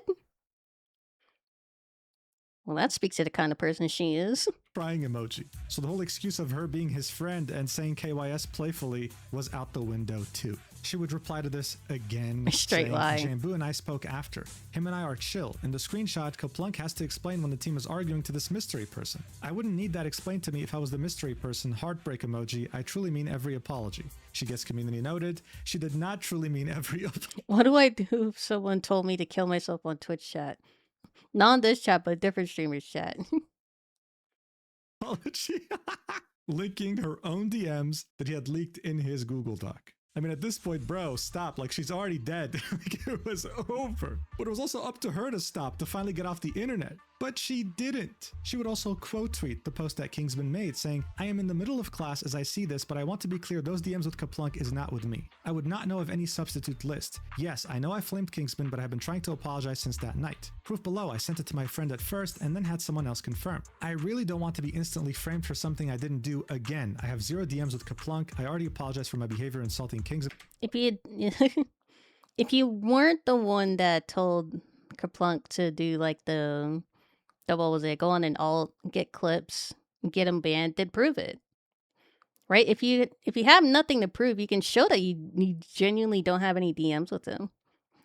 I just want to move on, please. She'd link a bunch of screenshots, and in them we can see her messaging someone, explaining to them the situation, how she had a panic attack and everything, and how she wanted to reach Kingsman after their very terrible conversation they had in DMs. But since she doesn't share the same servers with him, since, you know, she kicked him out of the creator server, she wanted this person to act as the middleman, to send him this screenshot, where she says that she's ashamed of how she reacted. She doesn't want this to be his last impression of her, that she wanted to apologize. But by this point, no one was having it anymore. This post sat at 7 million views and all the comments are again. I'm trying to understand how this will turn into I don't like.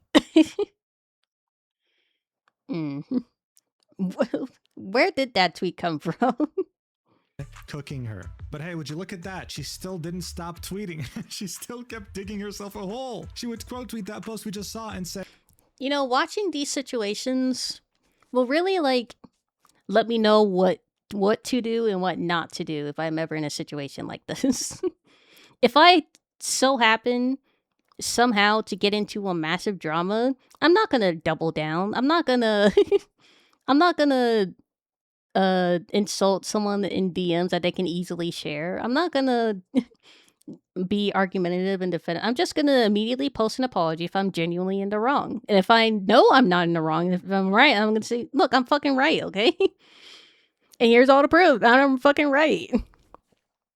Hey, emotions are high and I've learned when to step away. No, you didn't. If a response ends up necessary, I'll make one. Please react how you see fit to me being an ass. I know I deserve the same treatment I dish out. I am not the person in the screenshot with Kaplunk. I was not the one who reported Kingsman. My apology the day before includes all my behavior. I have not been online since and I've been holding myself accountable. I will continue to do so. I forgot to show you another screenshot that she included in that initial post where she has 0 DMs with Kaplunk. Again, though, the comments are still Okay. cooking the absolute hell out of her. This was not helping anyone except, well, all her haters. But at this point, CC was absolutely cooked to shreds. Zaza was too. And some people realized, wait a second, there's one person that deserves a lot of criticism too that isn't getting any, and that's Luciasa. Luciasa would go live on sub-only mode. Yeah, we've been talking about CC and Zaza, but we haven't talked about Luciasa yet.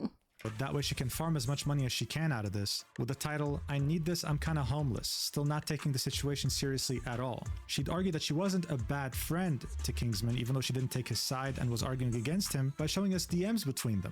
She'd send him a message saying, Kingsman, are you doing alright? He'd say, no, I'm not. She'd say, dude, why didn't you stop? I tried to tell you to shush. He'd say, I did nothing wrong, Lucy. I'm going to make a video about it. She'd say, okay, that's fine, but I don't think it's fair to say you did nothing wrong. You were on Zaza for a while and you could hear it in her voice she was getting upset. He'd say, no, don't worry, I'm actually going to explain everything. To which she would say, well, alright. I'm sorry about you getting kicked. I was excited to be on the same team as you. To which she would say, yeah, same. Bro, I rewatched and you rage baited me so hard. What an incredible friend, man. She'd also have some incredible What a nice friend she was. clips from the stream that truly show us just how many brain cells she lacks in that head of hers. Wait, wasn't she the one that made the I need to get into college and the 6'7" joke earlier? Watch. To why I did what I did and why I said what I said. I did do it at wrong times. Or is that somebody else? I do admit. But in regards to me telling him to shut the fuck up, that is the only thing I think That was her? Fake friend, fake friend. I am 100% justified in, because Zaza said you're making me feel like shit. When somebody on your team is like saying that, I'm immediately just put off. And yeah, I don't know. That's the only time I'm only gonna like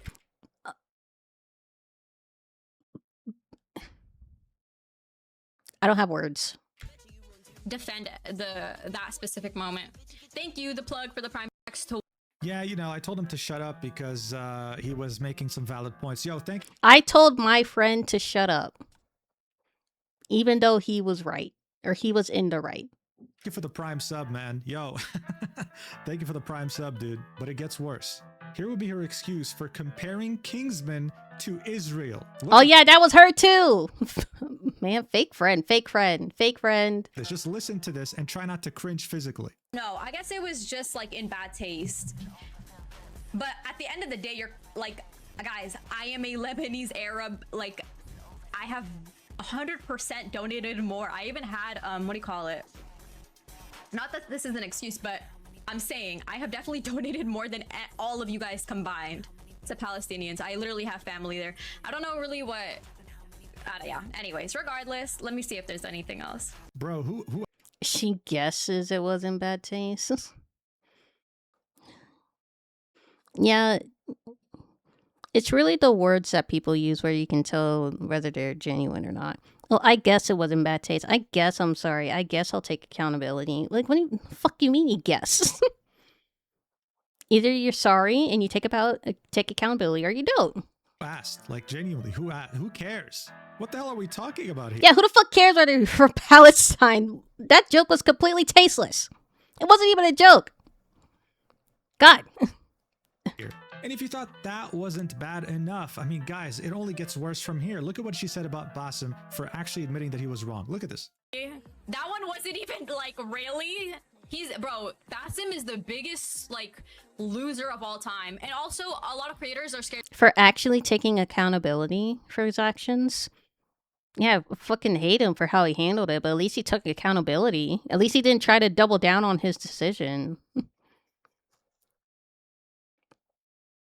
to like talk shit about him. Yeah, what a loser, am I right? I just hope that she uses all these Prime subs that she got during the stream to buy a better microphone because my ears are shot. Here would be Basim's response to him hearing. I hope my mic doesn't sound as bad as hers. Like, genuinely. Please tell me if it does. Was that a blue Yeti? Oh my gosh. It doesn't? Okay, good.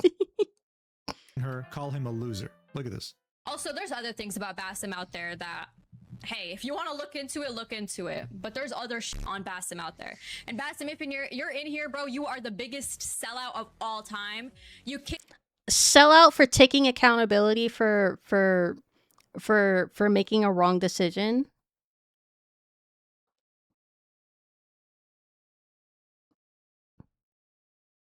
She's the I don't know enough about gymnastics. I'm not gonna try. I can't remember her name. Kingsman out, and then you don't even But she's like a Olympic level gymnastics player right now. What is this logic? properly fucking clear shit up, and you scream and shout for the Kingsman fans to all just be on your side because you switch sides because you don't want hate. You don't want. What do you mean switch sides? There ah! Oh Jesus Christ. I need more water. Oh my goodness. Heat, which is fine, but it's just Who the fuck wants hate? Who the fuck wants fucking heat? Explain to me one person who wants hate. Tell me that for 1 second. But you know how you avoid that? You take accountability for your fucking actions. Oh my god, dude. When you figure out somebody's wrong, you take accountability. Black Widow is one of the worst characters in freaking Rivals. Yeah. I know. Especially if it's especially a bad character when your player is based in Australia entering a NA tournament and their ping is 200 and they're 050. Lassim had understood this within like 24 hours of the video dropping, but it seemed like Luciaza was missing so much common sense, lacked a ridiculous amount of self-awareness, and was overall such a nasty, vile person that it seemed like nothing could make her understand how bad of a situation this actually was. Someone like her doesn't just spawn overnight. You get to this point when you act like shit your whole life and never face consequences. So it was no surprise that just before her stream, Oh my god. the content creator Gee, sorry. That blinded me for a sec. Antgrow would release a video titled "These People Are Not What You Think." CC They're and so Luciaza. it's to clarify, it's not the skin tone. It's like the white shirt, the white hoodie, the white sheet. Is he in a hotel? Where is the color on his bed? White wall. It was the white that got me out of nowhere, not the skin tone. In regards to the Kingsman saga. In this video, Antigro would reveal to us that he was invited to the same Marvel Rivals He's in the tournament, white but room. turned it down specifically because of a few people that were in there. He'd say that 4 months ago, back in October 2025, Luciaza would start spreading some vile, untrue rumors about him. When Yeah, it does look like a hotel room. But is it a hotel? Is this like his room? But this is just how he has it. I'm not dogging him. I was just taken aback by the sudden white that came. Okay. Faced with this, he decided to also take Kingsman's approach and make videos defending himself. He wouldn't attack her personally, he would never incite harassment towards her, this was purely him defending his reputation. When he'd do that, he'd be messaged by Cece, acting as a mediator between him and Luciaza, because apparently she was receiving too much harassment from her chatters. The reason why this was very significant to Antigro was because Cece actually owned the Rival Creators Discord server. This is a server in where all the Marvel Rivals creators were and collabed together. This was key to your growth. He was directly threatened by the server owner that if he didn't stop sticking up to himself, then he was about to get kicked. She was using her influence as the creator of the server to bully others, protecting her other friend who was also a bully, by the way, and threatening anyone who had something negative to say about them. It's absolutely disgusting, but again, not surprising. When you never get caught for doing bad things, you just keep doing them. Additionally, during that time, this screenshot would start spreading around, where Zaza Stack says, "Justice for that guy? He is black, I don't give a fuck," referring to Kingsman.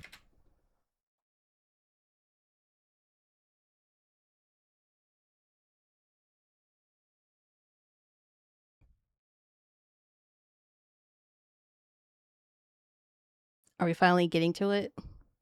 She'd make a tweet saying, "I'm addressing the screenshot right now because this needs to be made clear. Before the drama, there were imposter accounts going around and hiding behind my name to act like this. I would never say this sort of stuff. That is not me. The only games I have played since the drama have all been live on my last stream, and I have That looks like your username. not loaded up the game since. I've also attached a screenshot of my last ranked game so that you guys can see that I haven't played anything more. The times in the screenshot of my history are in Australian time." Someone would reply with, "And we're supposed to believe you, why? You've been lying since the drama started." To which Yeah, that looks like your exact username. She would say, I haven't lied once, bro. Lie. Lied immediately. She's lied several times. If I had a buzzer, I'd have pressed it more times in this video than I've ever pressed it in my entire life. This reply would get community noted, and it would say, she has lied several times. I have never seen so many community notes for one incident in my life. Someone would call out how terrible she was at Widow and how she should have listened to Kingsman. She'd reply with, no, we won a game once. I stayed on Widow, actually.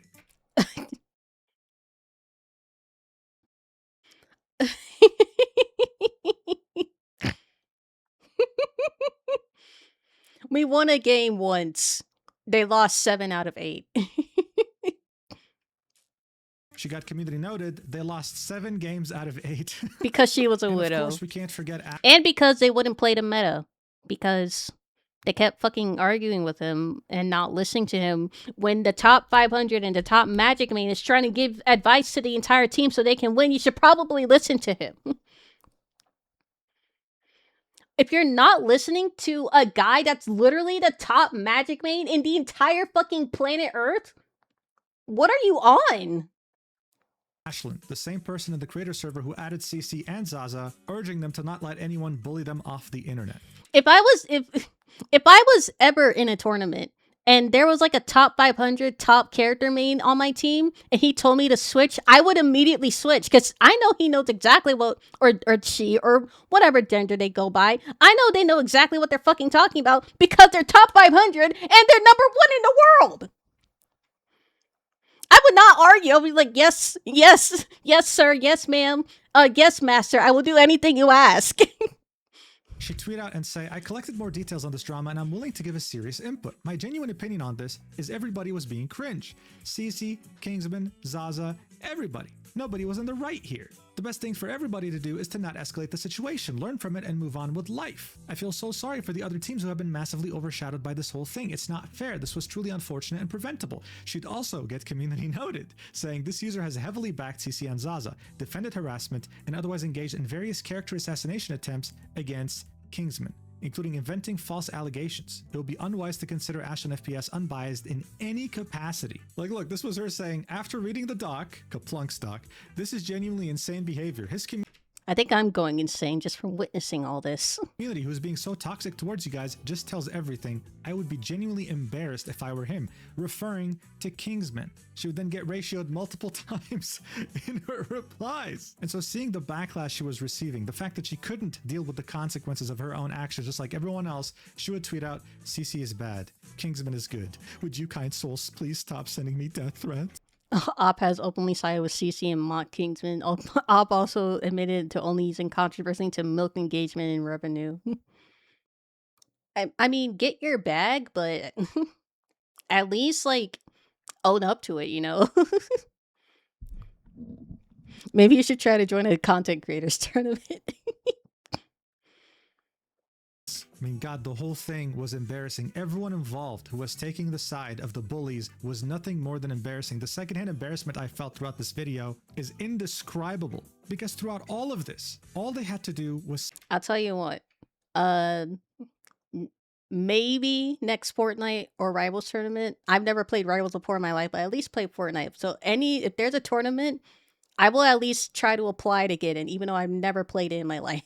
simply apologize, not just in public, but directly to Kingsman. They only apologized to the public because they knew it made them look bad. And this would be after multiple opportunities of them doubling, tripling, quadrupling down, and only finally letting go once they realized this is unrecoverable. This whole tough girl bully act was not going to work. The entire internet was now aware of this. Moist Critical had done a video about it. I mean, everyone knew about this. But even though this looks very bad already, the real consequence... You'd like Rivals? It's fun. I have considered playing Rivals, at least trying it out, and at least playing it at least once because I like Jeff, and I heard Deadpool's in it, and I really like Deadpool. The ones that are truly career-ending would only start to You should use Widow to throw your games. And it would be when CC would start to lose sponsorships. On January 21st, Infinity Mice, one of... I'm gonna play Jeff just to throw all my games. CC sponsors said, we have been made aware of the situation involving CC during the recent creator tournament. While we have worked together previously, we do not support behavior that targets or disrespects other creators. As a result, we will not be continuing I also any played Orisa, partnership don't worry. moving forward. We believe in keeping competition respectful, and we wish everyone the best going forward. This tweet almost has 2 million views and over 50,000 likes. Since then, people have expressed interest in their products because having morals as a company is something rare. What's Infinity Mice? Hold on. I'm gonna do some research real quick. Twitter.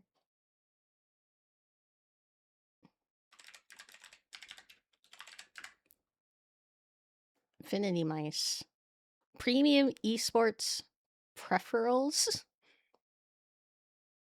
That doesn't answer my question. Oh, mouse pads. Yeah, that should have been self-explanatory. Mouse pads, mice, mouses.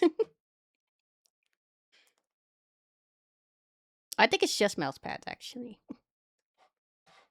These days. But they weren't the only ones. Solaris GG, the talent agency in which CC was a part of, would tweet a message from our owner. In it, you'd find a tweet by Hune, the owner of that talent agency, saying, "I've been informed of everything that happened, and as of today, I've made a decision that CC has been removed from Solaris and its creator program. I want to clarify, Solaris and its staff, other creators had zero involvement in Basim ZB's tournament. All of CC's social media posts and messages, the actions done and the insults said towards Kingsman by the group of streamers is not something I'm happy about or what Solaris stands for." Damn, losing sponsorships because you were a dumbass live on Twitch. Couldn't be me, couldn't be me. Again, this tweet would receive a lot of attention as well, over 2 million views, and many people were very happy about this. But that's not all. Someone would notice that CC in her links had one that led to Razer, even though she misspelled the name of the company. It seemed that she had an affiliate code. The people would let Razer know, linking a tweet that she made saying that yes, she got banned because she typed KYS in chat. They'd say, "We're looking into it." Later, they'd say, "We have confirmed that there were never official agreements with the creator and there are no plans for future collaborations." One could only assume that her affiliate code also doesn't work anymore. CC had finally, for the first time in her adult life, received consequences that equal her disgusting, vile actions. Advanced GG still with you? I haven't looked officially yet. I'm waiting for Advanced GG's response on the whole Ref says that's her thing. Cause I don't just want to leave if they didn't what's the word? Like if they're standing by him, then I'm gonna leave. But if they don't stand by him and they did a half response, hold on.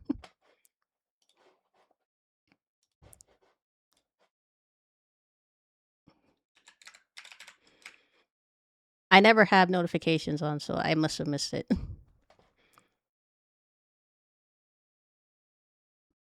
You want to address concerns that have been raised regarding partner recent conversations surrounding Advance. Advance does not support extremism or hate. We have zero tolerance for harassment, threats, doxing, or content that marginalizes any community. We are committed to inclusivity, respect, and maintaining a community where people feel safe and welcome.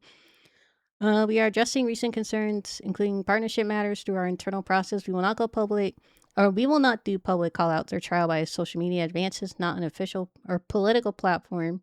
Enforcement will be handled privately and consistently. Thank you to everyone who has supported Advance over the years. We completed our internal review and have ended the partnership relationship at issue. We won't be discussing individual details publicly. Our standards are enforced oh my god, I can't read. Consistently, and staff and community safety comes first. Okay, so they ended things with Rev.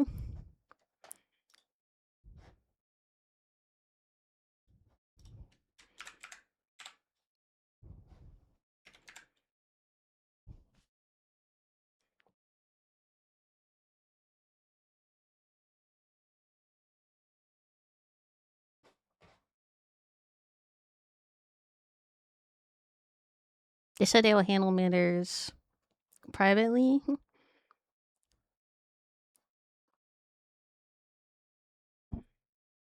They left it quite unclear, but I can't blame corporals for being cowards.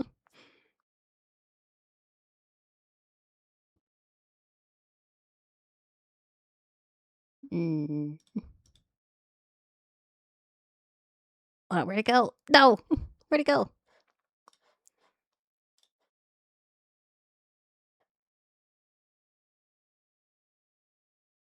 Nope, shut up.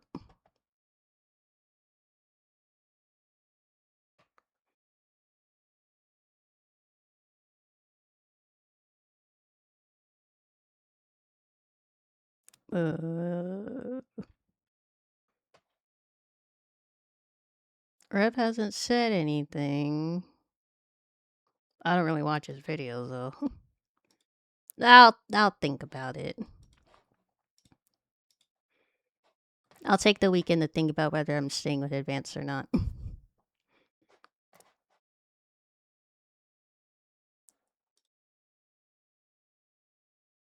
Alright, let's continue. Sorry. Oh, and while we're on the topic of Cece's adult life, it seemed like she had a very big problem with the opposite gender, saying that all men are liars and that she hates all men. Additionally, back when she used to be a Smite player, she would express in DMs with someone that she had a dislike of black people. It wasn't just consequences against Kingsman anymore, it was consequences for every bad thing she's done over the last few years now. But it wasn't over just yet. This wasn't just about Sorry, what? Can we go back? Oh, and while we're on the topic of Cece's adult life, it seemed like she had a very big problem with the opposite gender, saying that all men are liars and that she hates all men. Oh, so the whole misogyny thing about Kingsman was actually projection this whole time? Additionally, back when she used to be a Smite player, she would express in DMs with someone that she had a dislike of black people. Okay, bitch, I don't like you too.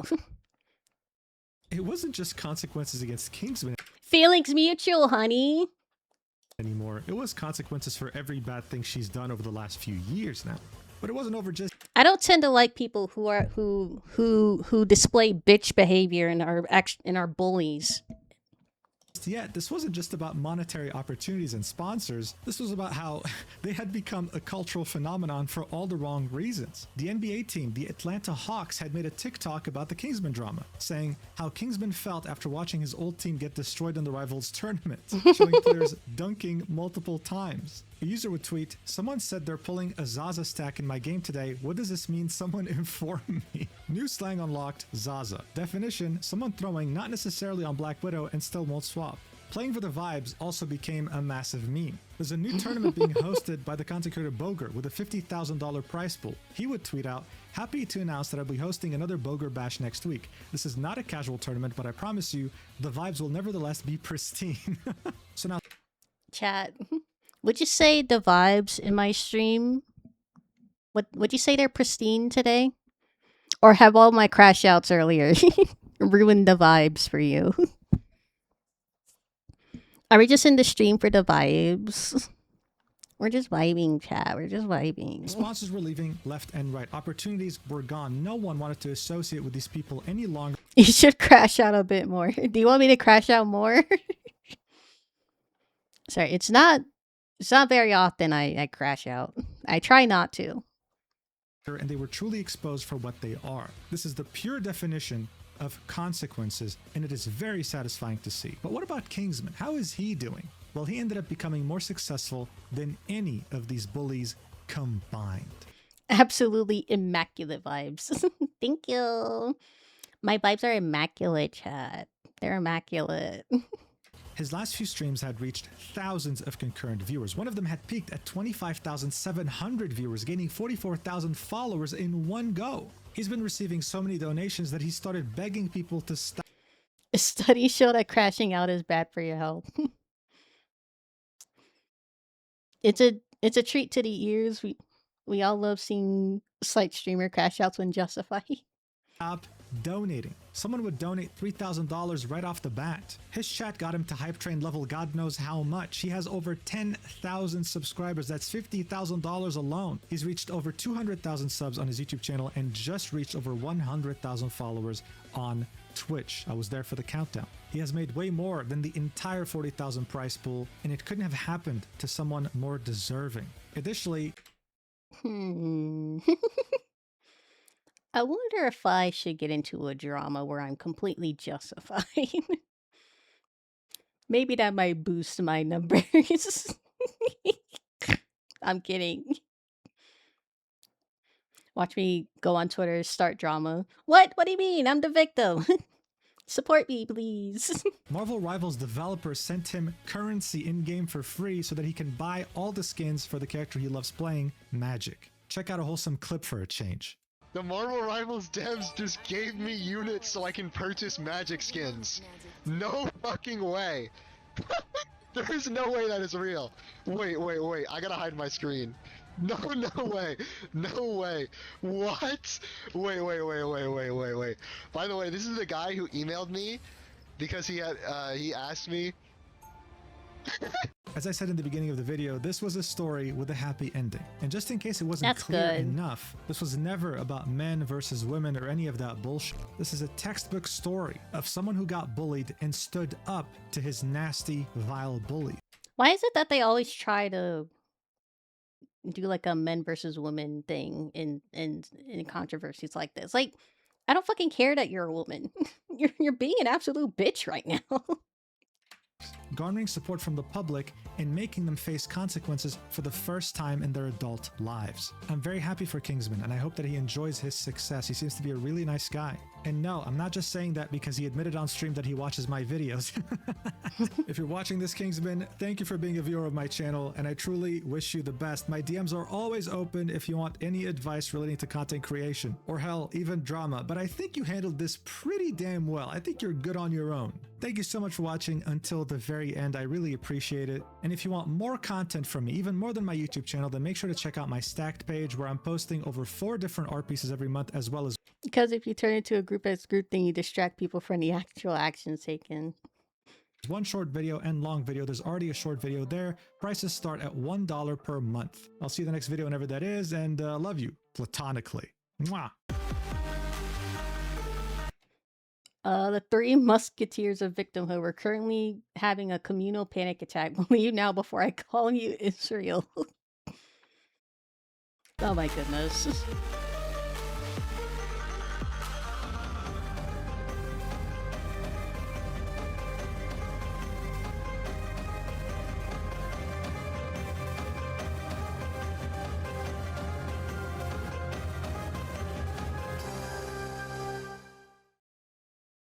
I might, Oh